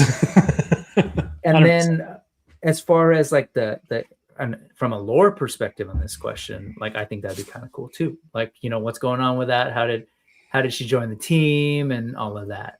Yeah. So again, on the value thing, I totally get it, Rick. Different strokes for folks, especially different sense of value depending on what it is. That's what I've come to realize. Like I talk a lot about these indie toys and stuff, and this stuff ain't cheap. But like I'm into it, and other people would balk at it and go like, "What are you doing, dude? That's not even like a thing you're nostalgic for." But it's not all about nostalgia. Like I got into 4 Horsemen, and like it's expensive, but I'm willing to pay that because it's fulfilling an aesthetic need. I dig the design, so that's just kind of what I want to look over to my shelf for. And on the other end of that, for my nostalgic collectors, it's not all about articulation, or it's not all about like sculpt and all. I totally get it. There's a different way, and so that's all. Imagine this too. She's absolutely going to look cool with the Raptors or some Jurassic Park ones, or by Non-Mu. Yeah. Be fantastic. And then, hey, what's up? Both was saying Plastic Platorium. I think she'll be in the comics. I haven't heard it, but that would be pretty damn cool. And as Allison points out, at the end of the day, $45 didn't seem to stop a whole lot of people. As Allison's saying, she sold so well. She's sold well She's sold well and is getting a lot of attention on social media. I'm just going to go with it, Allison. The purpose of bringing her in has worked. Yep. And will likely lead to a deluxe figure, more accessories, different dogs. Yeah, potentially. Right. Yeah. Because I think at the end of the day, the main point of that is like the $45 price didn't seem to scare people away. She sold out on Pulse. She sold out on Amazon, I think. So there you go. I'm hoping, like, if there's a world where just like video game collectors who are like, oh, Tomb Raider, that's cool, and haven't necessarily bought figures in a while, I think that's a good thing for collectors in general. Yeah, I didn't pre-order this because I'm trying to do less pre-ordering and more just waiting for stuff to be in stock, and because I don't like when the pre-orders kind of like all coalesce at the same time, you know. Yeah. So I'm waiting for this to be like kind of more of an in-stock item. If I don't get it, you know, great. I don't have to spend 60 of my Canadian dollars, so I'll spend that 60 on something else. Yeah. Yeah, like Adam, you know, it always blew my mind to hear him like talk about what he's getting and how much, and I was like, oh yeah, I hadn't even. Anyways, shout out to you guys, and I'm sorry. Okay, I was alluding to this and being like, well, all of those things around licensing and all of, you know, all those other pieces are a thing, but then out of nowhere, this was like, again, one of these awesome surprises that we got this year. And that's these. Very cool stuff. This was super exciting to me because I love Legend of Zelda. I especially love, like, I was there from the original game, Adventures of Link, all of it. But the newer games, Breath of the Wild, Tears of the Kingdom, the designs of everything have just been gorgeous, right? Mm-hmm. Especially Tears of the Kingdom with the whole like robotic arm. I have the Figma. Absolutely love the Figma Link. It's like, but it's a whole different price point and all of that. To think that at retail, folks can grab a really good looking Link, Ganondorf, and Zelda is really, really cool. Both the Link and Ganondorf sold out really well, pretty quickly. I'm not surprised. Minutes. And then, yeah, surprise, surprise. Zelda took a little bit longer. I think she is now sold out. I haven't checked in a while. But I think they did a really good job. And then in this video, they kind of show them, they remind us that they're really early. But the designer, Emily, kind of talks through some of the design choices and what they did and some of the articulation. And I think for retail figures, they look great, like with a capital G. The paint apps are really good now that I'm seeing them. And Ganondorf, like, I'm not really a Zelda person. If you've been playing a drinking game at home, every time I say I'm not really a fan of something, I'm sorry. No. But like the Ganondorf, I love the all the decoration. Yeah, they're around like his waist, around his the cloth around his waist and stuff. Like the paint detail on the gold, and Link looks fantastic. Like that shield is spot on. The chainmail underneath, like they're putting a lot of work into these first three figures. I assume if they will hopefully keep going with this for Zelda fans. It seems like they will. I mean, it seems like they got a clear team together, solid team of folks that have worked on other things, but also like they have this license. I think a lot of people are very much interested in bringing Nintendo properties to toy form right now. Super Mario was huge. Yeah. But also there's a Link movie coming. And so shout out to them for, giving us, sorry, I said a Link movie. Sorry. Zelda movie. A Zelda movie, see? But it was like, thank God that these were not like, for some reason, like movie only figures, like those Street Fighter ones that Hasbro's doing. Again, when you're trying to keep positive, but like they started with one that's really, really popular right now, like a version of Zelda, but I don't know if you caught some of the like teaser stuff, but those were specifically links from other games. Oh, cool. And so it would be like weird. Early Link probably. Yeah, and like cartoon Link or kid Link is what they like, different looks. And so I think that'd be really cool if they did that. We did get some Zelda figures at retail before, but not nearly as good as what I'm seeing here. Big thing for this Link as well is he comes with a soft goods cloak that also has deco on the back of it that you had to buy as a third party item for my Figma. Right. So pretty cool. That does sound cool. Sounds expensive, considering how much soft goods tend to add to the price of stuff. But thank you for bringing me back. You're right. Yeah. Do you know how much these were? No. So you haven't heard? No. They were $28, dude. Really? Yeah. That's why I was saying with that's why I had all that lead up to with Lara Croft, because you're 100% right. IP, like all of these things. And now in this one, you've got some soft goods and a big license, and they're selling at least Link and Zelda were 28, and I think Ganondorf was like 42 or something like that on Hasbro Pulse. That seems to make sense because he's like really big. So yeah, right.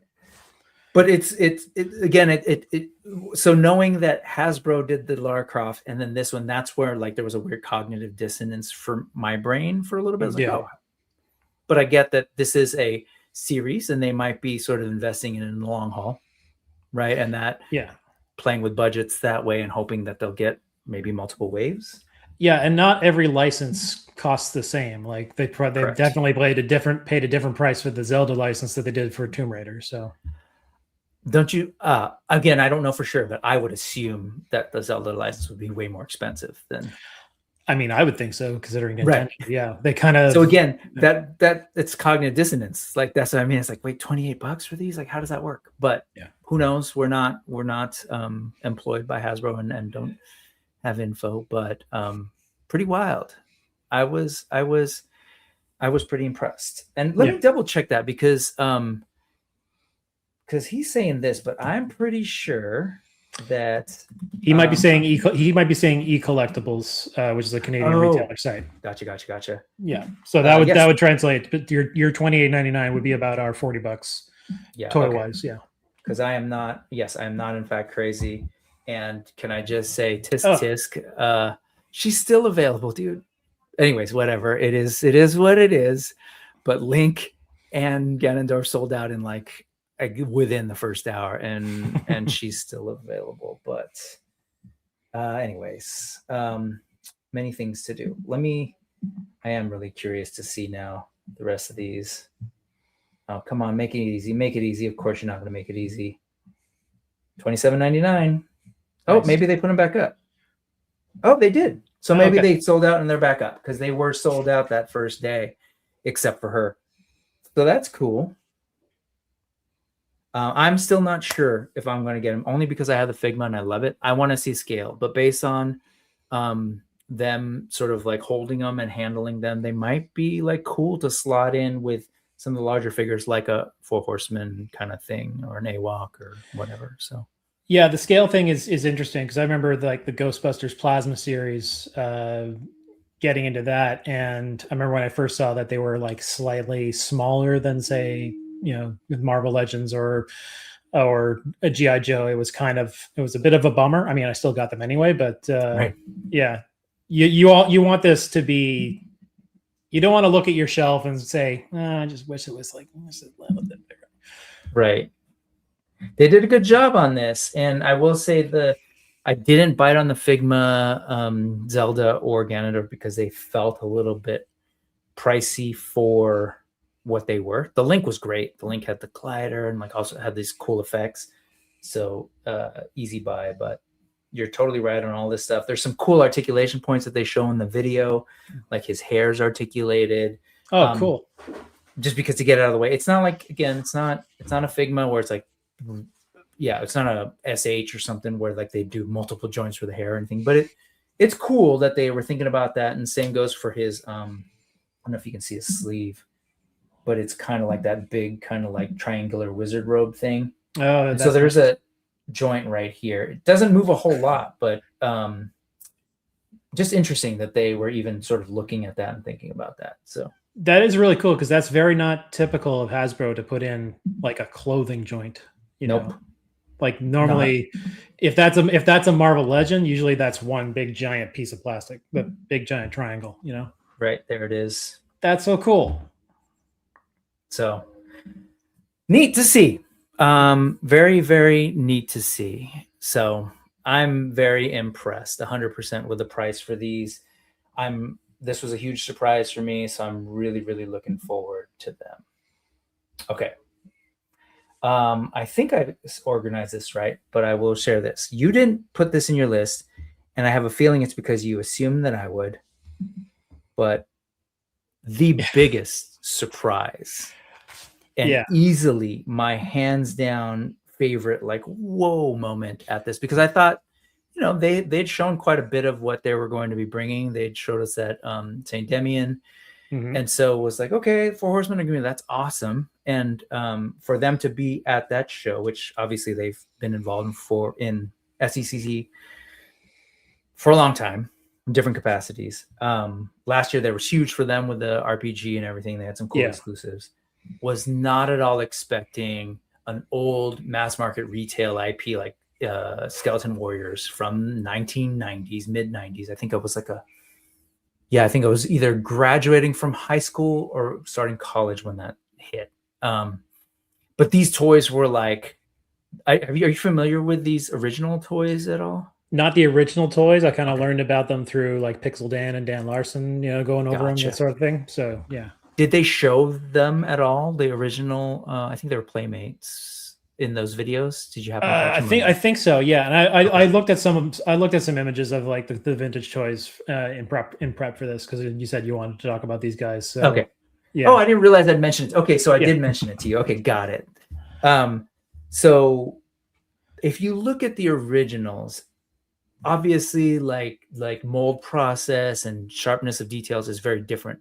But man, for its day, those are like some of the most detailed sculpts and designs that were coming out. Like I remember looking at those things. And this is, I want to say probably, if not before, like right around when McFarlane Toys was maybe just starting with some of those early Spawns and Wetworks figures. Right. So those are pretty detailed. But this for like, again, a mass market retail, I think it was Playmates. It was super detailed. They had cool designs and like some hair. So for these guys to then go this for Infinite Legions, for folks who aren't familiar, Infinite Legions is one of the now many toy lines that Four Horsemen have somehow started doing. It started with like Mythic Legions for the longest time. Then it was like, oh, here's Cosmic, and here's Infinite Legions, and here's Legacies of Mythos, a Figure Obscura. So this is the line where they take things that aren't necessarily done in sort of modern 112 form, other people's IP. They collaborate with them, work with them to bring them into this world using the Legion's build system, right? So all of the other great part about this being done by Four Horsemen is that all these parts are fully compatible with stuff we love. What do you think of this? Was this a surprise to you too? It was a surprise. It was a surprise to me. I think because the first place I saw it was like, I think Pixel Dan's video on preview night was the first thing I saw. Mm-hmm. And I was like, okay, I had some familiarity of it because of Pixel Dan. Mm-hmm. This is very on brand for the Four Horsemen. Like their skeletons are top notch. So they're getting to bring their expertise with skeletons and Cosmic too, to bring these things to life. Like also these kind of look like they're right out of like an Iron Maiden album cover. Yeah, 100%. Absolutely. That is Eddie. Like, yes, direct. This guy can easily exist on a Cosmic Legion shelf, 100%. Yeah. And I'm not saying anything controversial because I love the new reveals that they had with the robots and everything. But like that is like the robot arm I want on a lot of my. I want to lop the arms off my barbarians and have that arm for some reason on because that thing is killer. Yeah. So beautiful. The wires and just the different paint apps hidden, like the different like joints and stuff. Yeah. I know Eric from the studio was here earlier. I don't know if he's still watching. I don't know if he's worked on it. I think I might have heard that he's worked on painting some of these. But if he did, they're beautiful. If he didn't, please send the love to Sherry or whoever else painted these, because these are so amazing. Cool. Yeah. Amazing. Like, they're skeletons and you're like, oh yeah, bones. But like, no, they're able to like get these details and the colors and everything on this. Larry's excited for these. Yeah. Like Erwin, he's also looking forward to seeing people's build with these parts.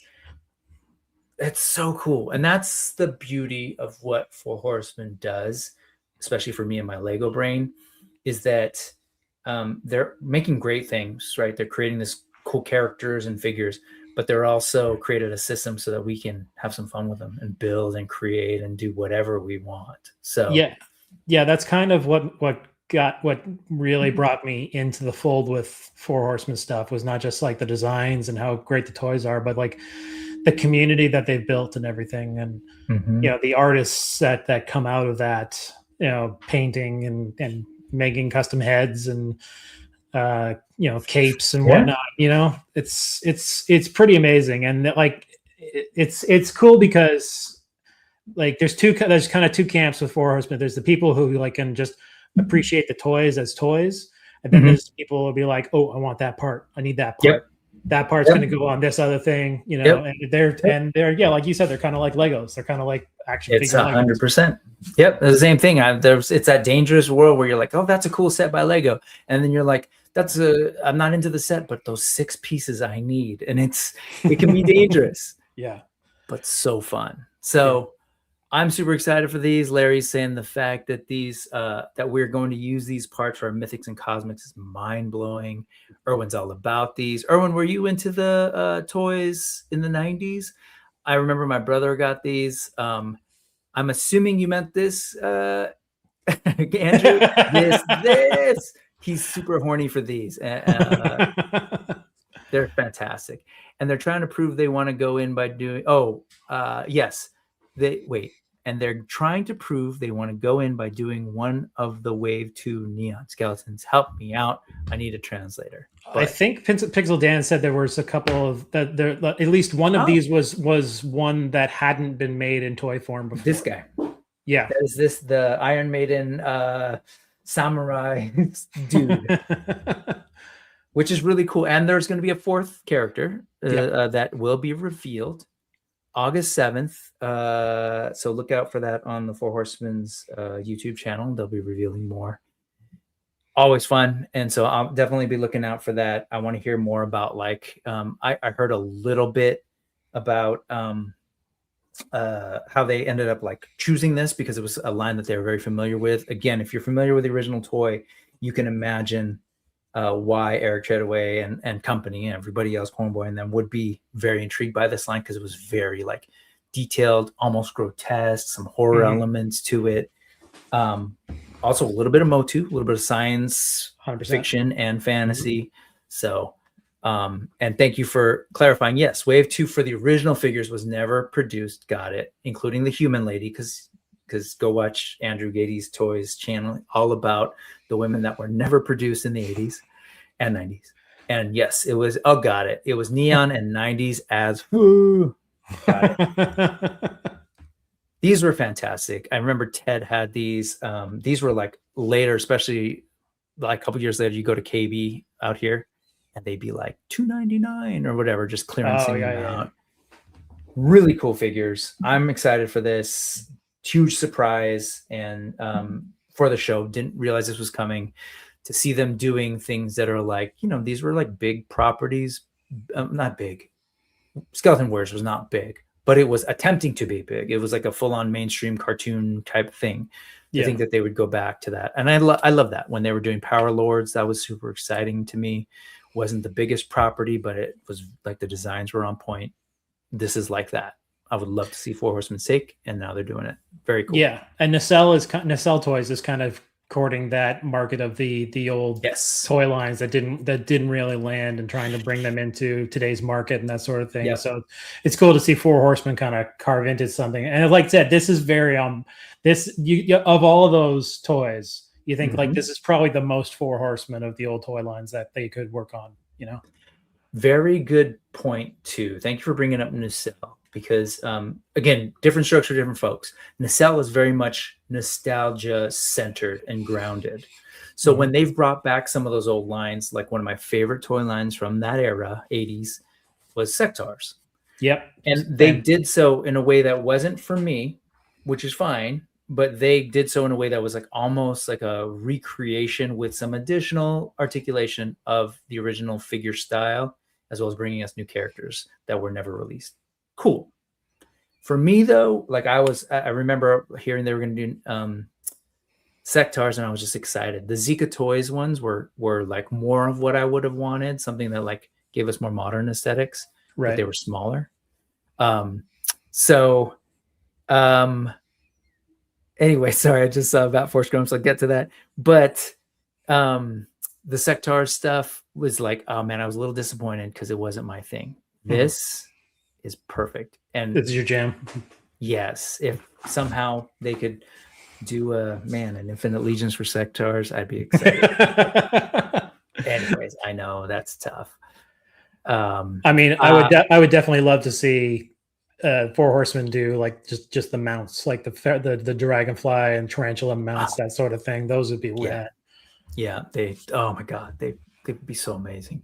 Erwin saying couldn't get the original toys, got it, but I would stare at them at KB. Yeah, like later, I remember I was in college and I'd see them all the time. I never got them myself. Ted had them, and he had the main bad dude, I forget what his name, and the spider 4-armed guy. And I was just like, damn, these figures are cool. Okay, Grumps. Grumps, I hope you didn't do that twice. And if you did, man, I will give you your $5 back because I'm seeing 2 here. But thank you. He's saying, when are you going to talk about the black suit Maximum Spider-Man? It's a question mark. I said it in passing and I said I wouldn't. But I will just say that shout out to them because some of the poses they hit in those photos were like classic McFarlane black suit poses. Yeah. I dug that. It's clearly reusing what we'd already seen in that first Maximum Spider-Man figure. Mm-hmm. I'm not a big like Marvel Legends guy. That's all Ted. Like Ted's got a massive collection. But I will say the only thing, like I'm fine for it. Like if folks are into it, they're into it. I'm not going to take that away from them. It's cool. It's not something that I'm necessarily going to get. But accessories on point. I don't know. Were you a Secret Wars guy back in the day in the 80s? No, not a Secret Wars guy. I said, I wasn't really much of a toy collector. I had toys. Like my parents bought me. I'm sorry, I meant comic. Oh, comic. Also no. So like I didn't get into comics until really get into I had comics here and there as a kid, a little bit in my teens, and then I didn't really get into comics until like I was in my 20s and stuff. So. But like a black suit Spider-Man is always going to be really awesome. It didn't really do much for me. I don't need a maximized black suit Spider-Man myself, but I can see why they did this because it's a no-brainer. Right. Also, that said, they just did a black suit Spider-Man like last year. So, and then there's another good one from a couple years before that. There's no shortage of black suit Spider-Man figures. But, if that floats your boat, then awesome.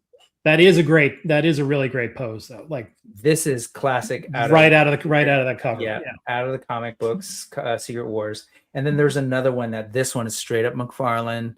So like very smart. McFarlane. Yeah, smart to show off the full on that you can hit these poses in a fashion that no human person could ever hit. I can't. If I get my hips in that kind of my hips and my shoulders in that kind of position, I'm not getting out of it.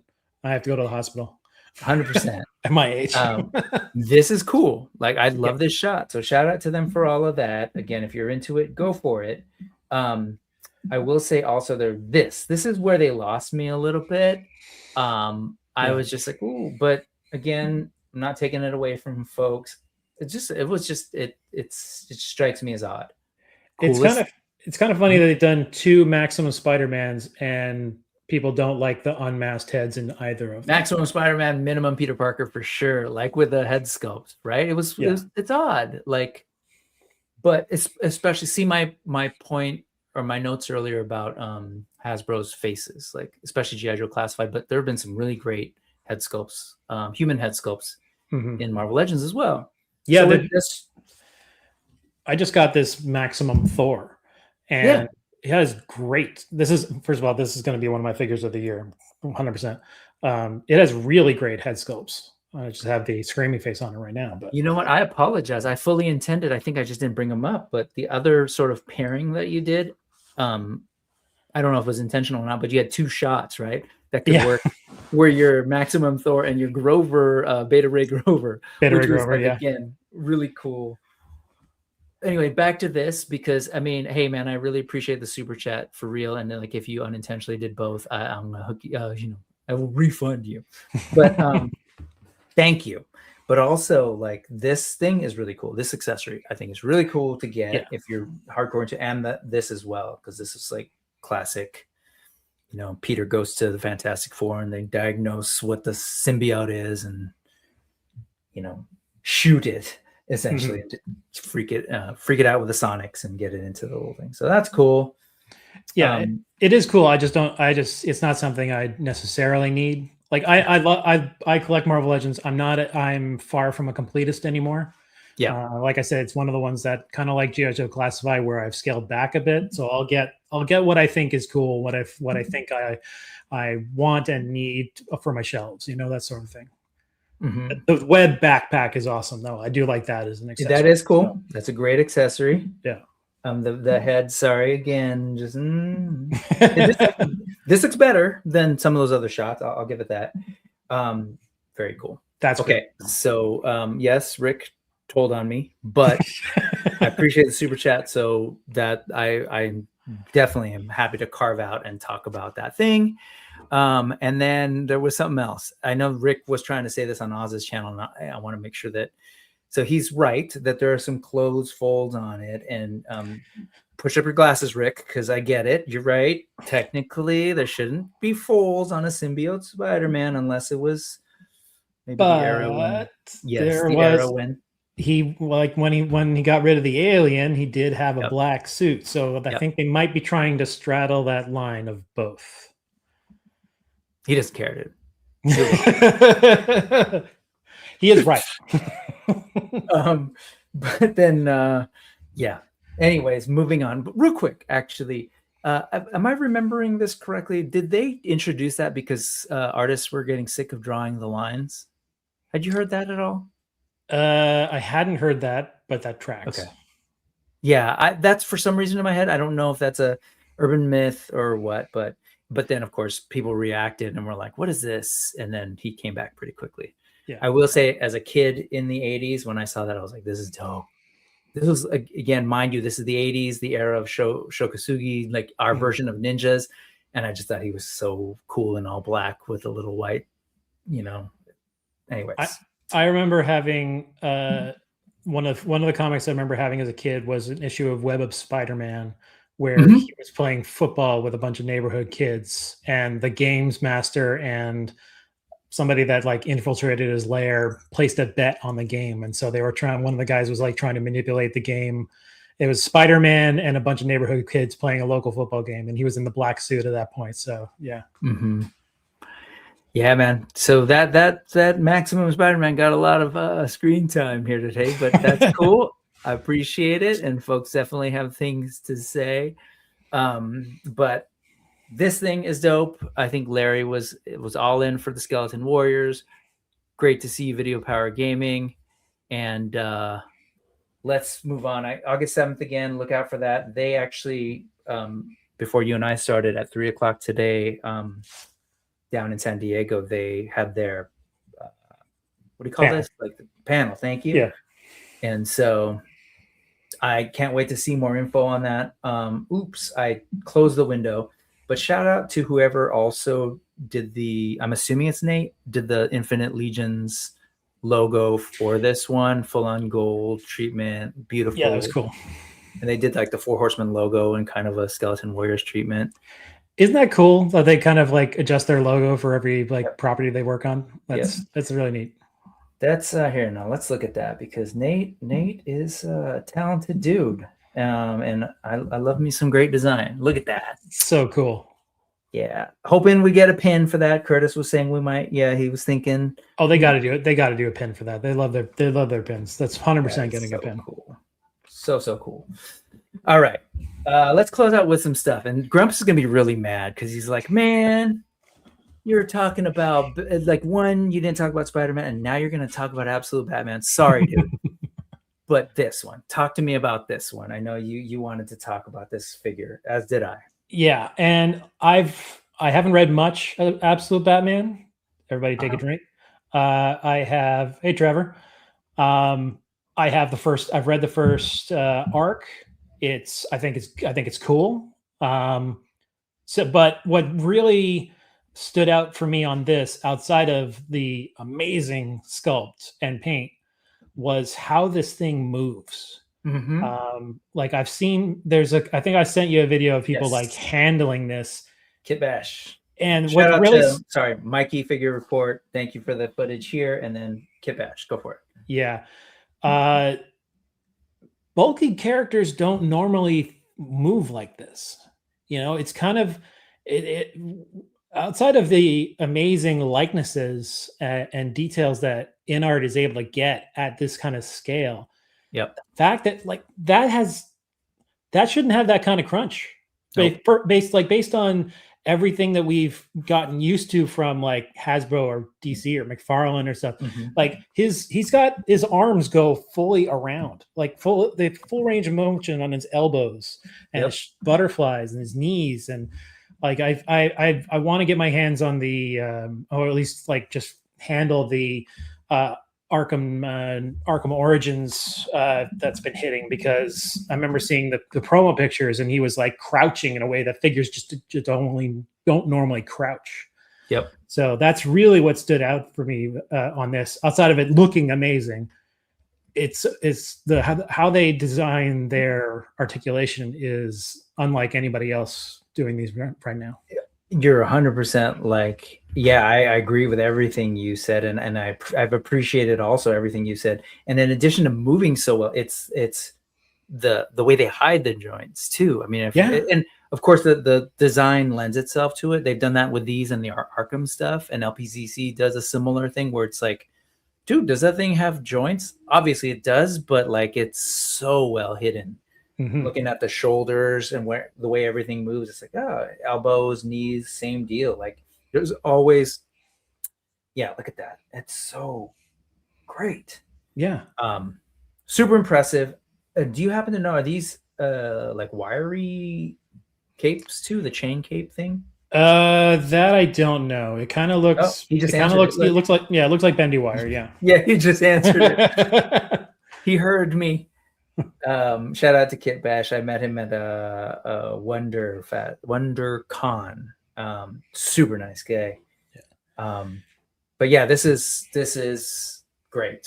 So thank you for wanting to talk about this, because yes, also InArt. So between Four Horsemen, InArt, and the next company, that's sort of the kinds of things that I talk a whole lot about, and the kind of companies I talk a whole lot about here. So this is a perfect way to end. Rick Jones is saying, I was a hater, but this Batman is growing on me. I honestly haven't even like read it. I've only read Absolute Wonder Woman, and I was blown away by that. I can't. I'm real curious about this one. What I've heard about it isn't necessarily something that's super intriguing yet, but I definitely want to check it out. It's nuts, as Larry's saying. And InArt showed out a bunch of stuff at Wonderfest this weekend too, like a Battinson, which looks really great. A whole bunch of stuff for Dark Knight Rises still, because they're still working through that. Tons of like that. This was like a fan event at SDCC, and they showed off like an Alex Ross inspired Superman and Batman. You know, like they're really covering all of the ground with these with their figures. And I talked a lot about this on the odds thing, but there's a bunch of great InArt stuff. They showed more of the Bruce Lees, which I'm really excited about. Anyway, they do fantastic work, and you nailed it. Like as far as like, especially this type of figure, like look at those elbows and shoulders. It looks like a person. Like, you know what I mean? There's not a whole lot. The sculpt is broken up, but it doesn't visually stand out as being broken up. Yeah. Anyway, I actually don't have any InArt. Do you have any InArt figures at all? Not yet. It's a little on the pricey side for me, but totally. I'm gonna take the plunge on one of them. I just haven't decided which one yet. He looks great. It looks fantastic. I will say, well, whatever. I think it looks fantastic. There's just something going on in China because, one, obviously.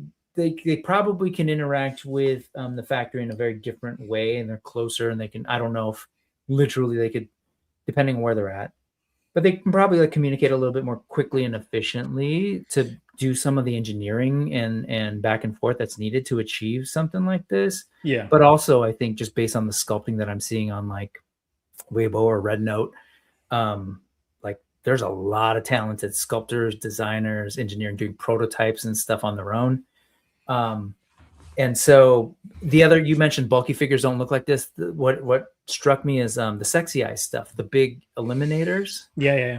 similar thing where like those guys are huge, but they move so well and the joints are so well hidden. Like there's something in the Ganges. Like there's something in the water in China. They're able to do some good stuff.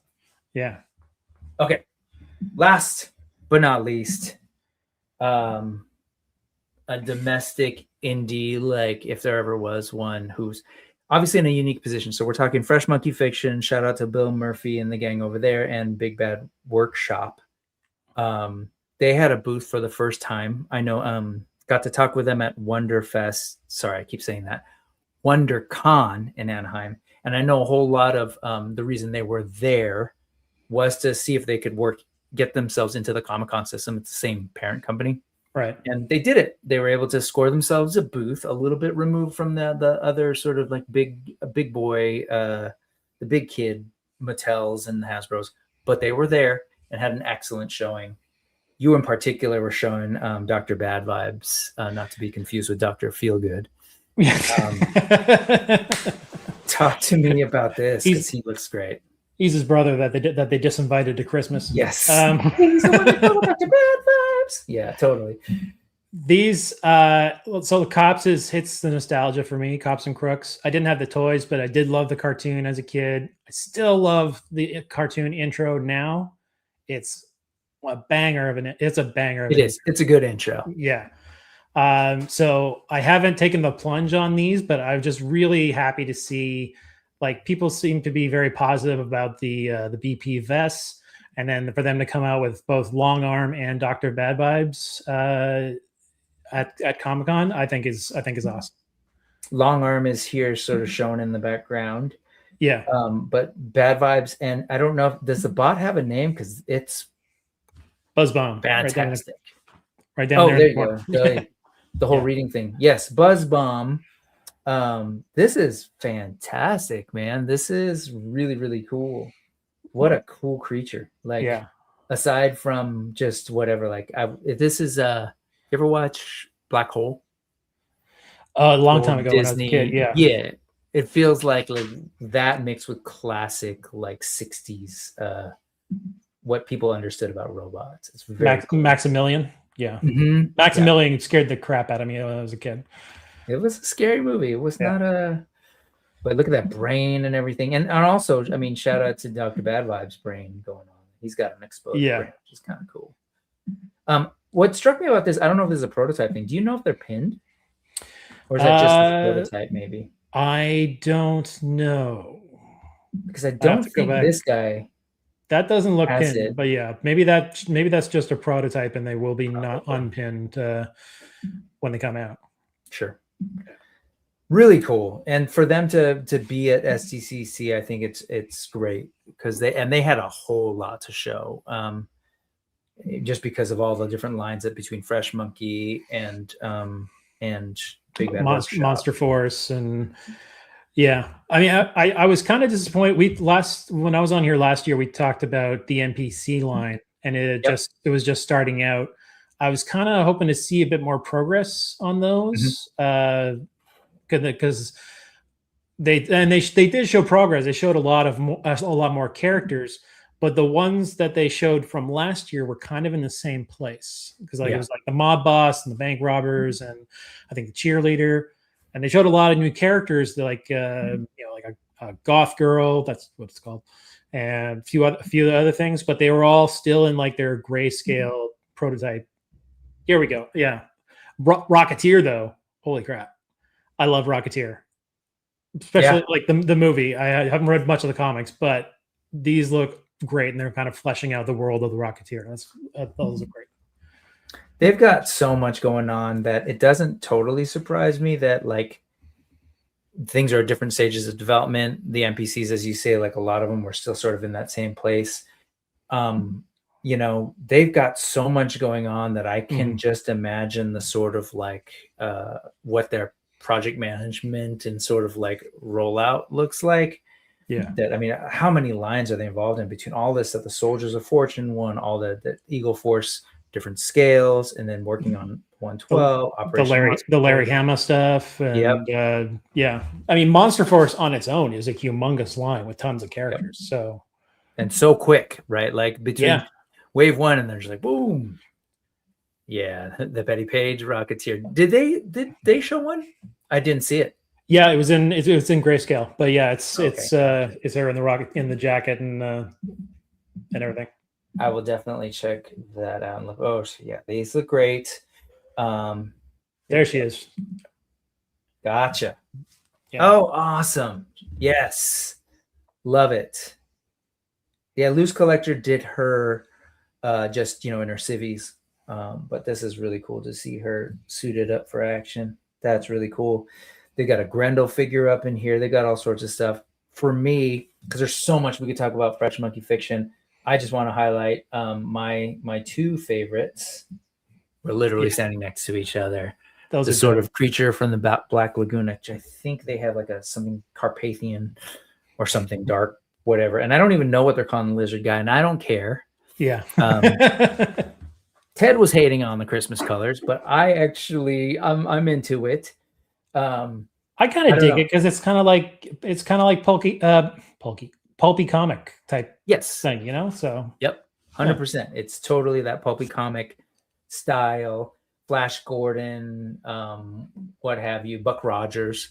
But I just think it's cool looking. I think they're great looking creatures, and I love when you contrast that like hyper realistic look, like with all the level of scales and everything, and same goes for this guy's scales and the face, with like clearly pulpy, corny sci-fi tropes like this suit. So it's like this neat contrast, and I'm super into these figures. I have no business buying into anything Operation Monster Force, like scale wise. They also run, but like I gotta get these. So I'm watching these 2 and definitely want them. I don't even think I noticed this little koala. I didn't see that either until just it's wild. But look how cool these things. Wow. Wow. And there was a while where I was like craving this kind of pulpy bubble thing, and between this and Cosmic Legions and some other stuff, we're getting plenty. So, and hopefully Space Zombies from Mars.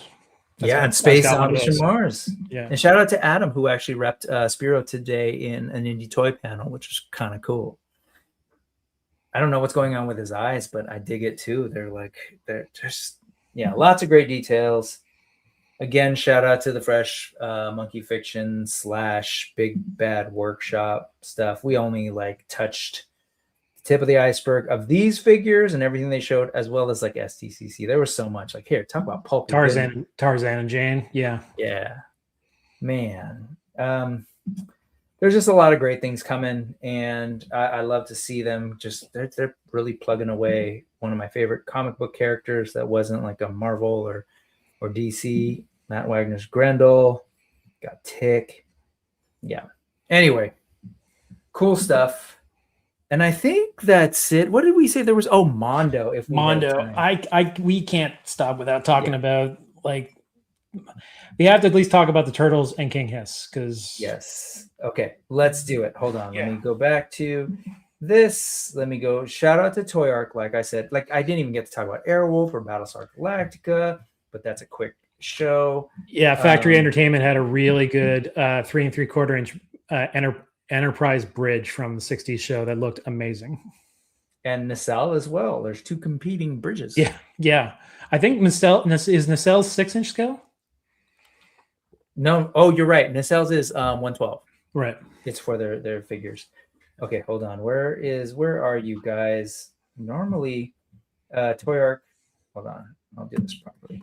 Okay. Toy Arc has a really cool listing where they just sort of share all of their SDCC stuff, but with the Anchorman, there he is. And I'll go to Mondo. Okay, what do you want to talk about Mondo specifically? Your big one. What's your big one? I want to talk about both, but let's go with the King Hiss. The King Hiss, I was pretty impressed with. What was the other one you were going to say? The Turtles. TMNT. Okay, cool. They were trying to would have been. They were completing the quarter scale Turtles or 12. Let's do it. We'll do it because I'm gonna. I would have talked about either one. Same. Okay. And sorry, Dave, if you're looking for Ghostbusters, but we're not doing that here. King Hiss. But the Ecto one that they showed was rad. Yeah. Yeah. It's great for collectors. Like you weren't getting stuff for the longest time, and now you're getting like the best versions of real Ghostbusters ever. Yeah. That said, poor little Modi. Okay, this is Cobra Khan, the 1/6. This is all 1/6 MOTU that we're looking at here. Yeah. And so this guy, let me open him up properly. What do you want to say about King Hiss? Holy shit. I want to say that Mondo's designers are working on a completely different level than everybody else. And maybe it's because it's the high price point, they could put more into it. Maybe it's because it's I don't know. There's so much more going on with the designs of these figures than just your standard churn them out type thing. You know, they put a lot of care, a lot of attention to detail into these figures. I'm super impressed with that snake torso, because King Hiss is like, you know, it's kind of a cool idea for a character. He's got these snakes inside him, but the toys, the snake torso, let's be honest, has never looked good. No, not even in, I know everybody loves MOTU Classics. I went and looked at it. It's better than the vintage toy, but it's still, it doesn't look anywhere remotely close to this. This is amazing. You got all these snakes whining in on each other. You got these like the arms and two snakes coming from the back. These amazing colors, and look at that. That's amazing. I'm blown away by this every time I look at it. Yeah, I'm with you. This was, and that goes for all their MOTU. To me, they are doing some of the best versions of these characters that I've ever seen. And I love that we're in this era now where, yeah, we've seen all sorts of versions, and they're actually doing it. Mattel is doing, like, giving us real, like, iconic looks across all media. But then also they were doing new Eternia and trying to give us new things. Yeah. And they allowed, this is the only other company outside of Mattel that has been, oh, I guess Super 7, but that's with Mattel's collaboration, that was doing like MOTU, doing MOTU action figures, fully articulated action figures. And these are fantastic. The designs they've done for the 1/6 have just been really good. The redesign for He-Man, Skeletor, you're 100% right on this. This is easily the best King Hiss that we've seen. It looks like a bundle of snakes, right? Like the Rat King equivalent of snakes, I guess. Yeah. And it's a little nest of snakes hidden inside a person, you know? And the whole idea with King Hiss is that he looked heroic. He looked almost like a superhero. And then he took off his outfit and he looked like this. And you're like, whoa. All of these are, there's some articulation points, kind of the equivalent, I guess, of a bicep or, I don't know, at the shoulder. A rotation at the shoulder, ball joints there. The full-on torso. I don't even know if there may be even more. So I'm not sure, but there's. I would imagine the heads probably move around a little bit. Yes. All the heads at the neck do, and then there's a twist at the end, a ball joint at the end. So like they definitely went to town on this, like you said, and I think you nailed it in terms of there's a lot more budget going on with these. There's a lot more room to play with, real estate on a 1/6 figure for sure. Yeah, and you almost have to, right? You have to pack it in with those details because you can. Snackman looks great, 100%. Larry's saying Mondo is the winner for SDCC. I think they're definitely one of the best up there as well. It's just, thankfully I'm not buying a whole lot of it. It's not, I just window shop. Yeah, me too. Like I could, if money and space were no object, you know, I'd be all in on their Ghostbusters. I'd be all in on their 2000X because they're fantastic. Another thing about like their designs being on another level, like the Turtles, the ones they showed off this weekend to kind of complete the team. Yeah.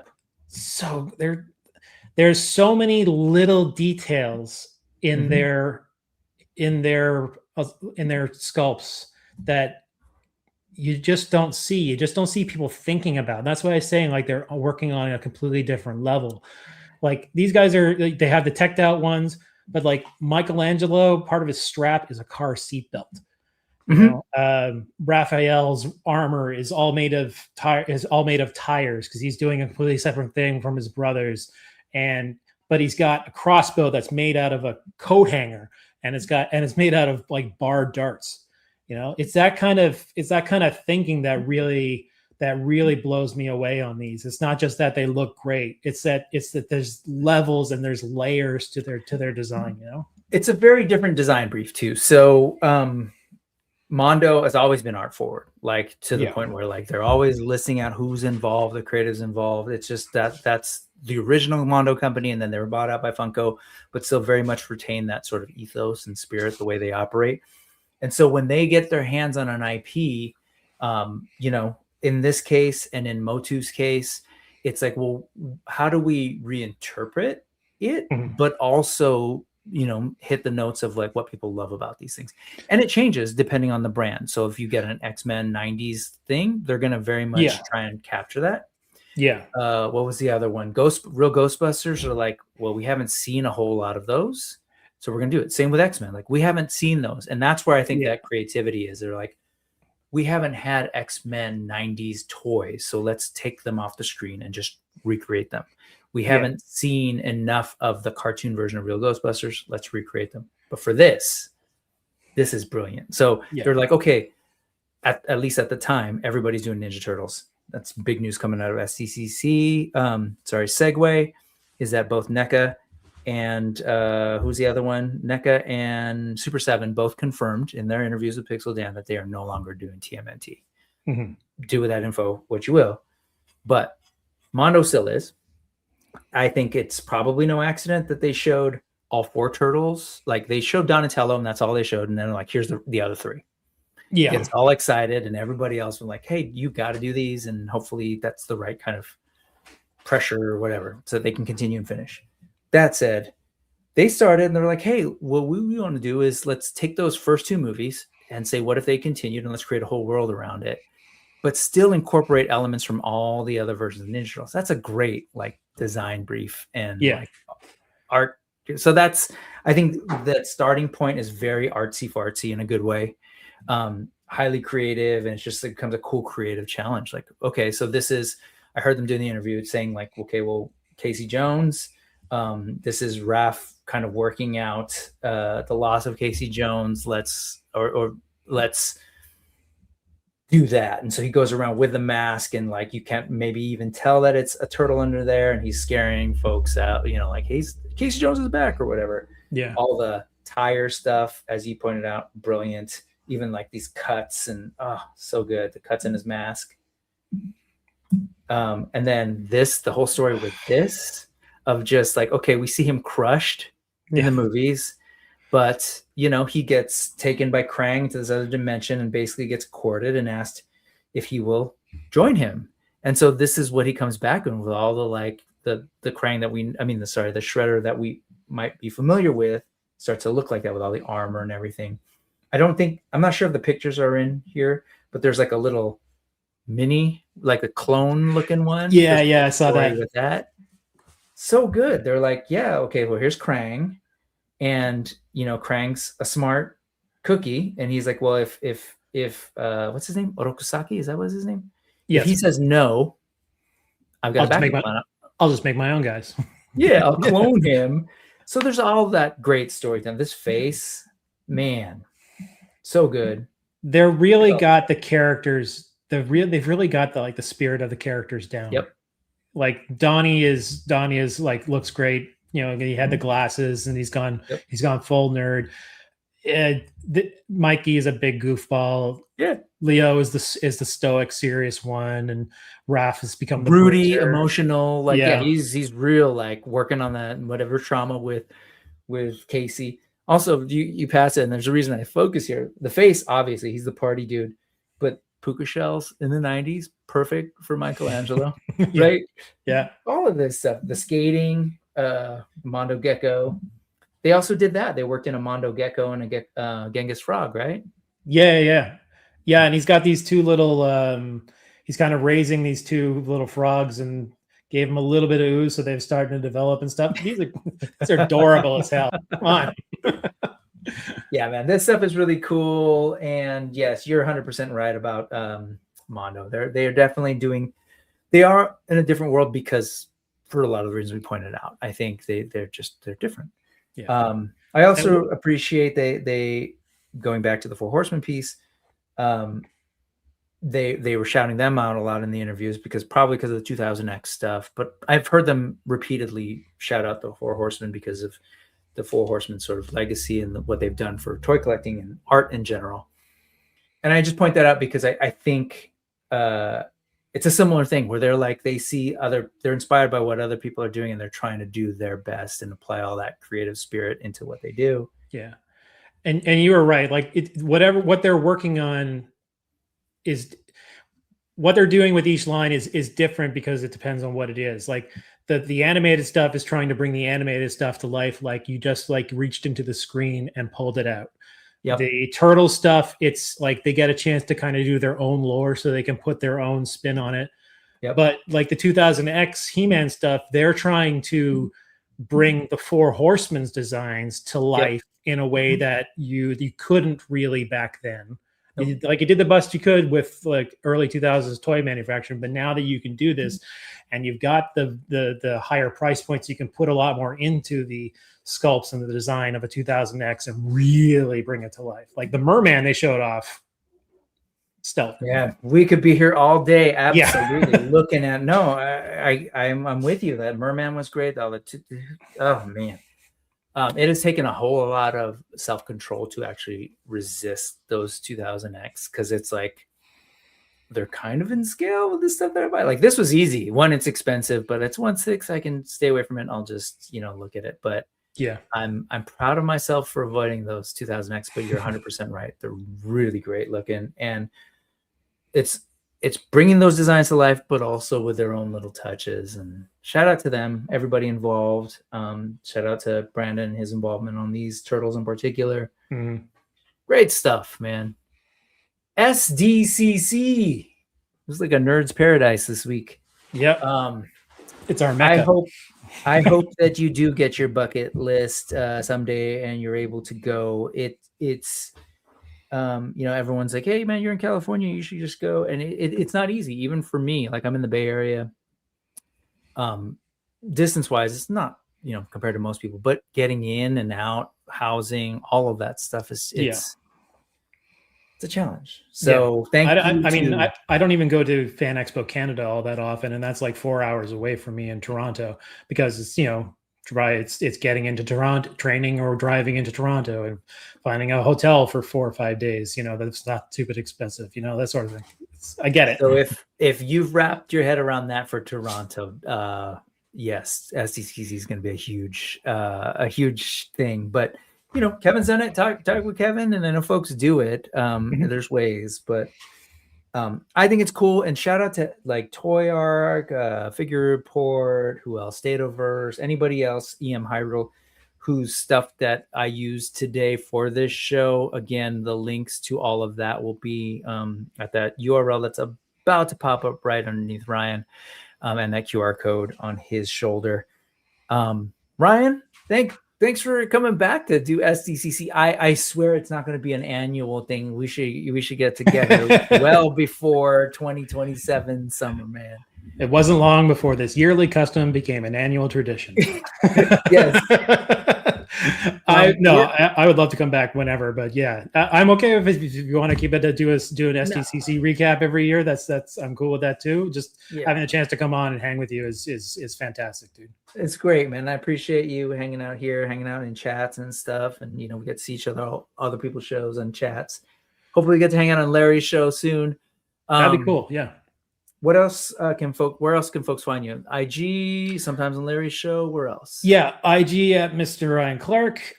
Sometimes, occasionally, Larry lets me come on and open some toys with him on Larry's Geeky World. And every Tuesday at 6 p.m., I'm on Maz's Toy Boxes Toy Photography Talk. All right. With Maz and Trevor 16 Shooter, and Pablo Lopez, Loco Lou, and Daryl Clemmer, who's a new panelist. And we talk about people's submitted toy photos, and that's I learned like a lot from that show. So all the stuff that I'm doing like now is based on stuff I learned from them when being in the chat, and then I got invited on to be a part of the show, and that was a fantastic privilege. So. It's a fun show. It's great every Tuesday at 6 p.m. on YouTube. It's a really good show. Thank you for reaching out. I'm sorry it hasn't worked out because it's early for me, and so I was hoping like summer might work. But I usually try and catch it when I get out of school. I was like, okay, I'm usually kind of like about an hour into the show after school, and I love watching it. I don't take a whole lot of photos myself, but I just love hearing the conversations and the critiques and the people. So it's really cool. So Tuesdays on Maz's channel, I'll put that in the links. Larry's Geeky World occasionally, but you can see his old his appearances there, and on IG on his photo work. All right, Ryan, thank you for hanging out. Oh, and if folks are on Discord, that is a whole other thing that I've been doing. I've got a lot of links to some of the SDCC stuff. Got a little backed up, but there's other folks posting things there. If you want to join that, bit.ly/Brick Something Discord. Do that. The likes, the subscribes, the comments after we end are all super helpful. And thank you to everybody who does that. So. All right, man. It's been a geeky couple of days. There's still stuff I need to catch up on, so I'm going to do that. Thank you, sir. I hope everything's good in your neck of the woods. I hope the air's okay, kind of where you're at. Yeah, where I'm at, it's fine. Okay. Yeah, other places, not so lucky. But where I'm at, it's fine. Okay. Thankfully. I apologize for the angry men yelling at you guys on our behalf. We're kind of used to it. He doesn't represent me. Yes. I know. Thank you to everybody who's watching. Again, thanks, Ryan. We're going to end this. I'm going to play some music and we'll get out of here. Cool? Cool. All right. Night, everybody. Music is here. Bye-bye. Later.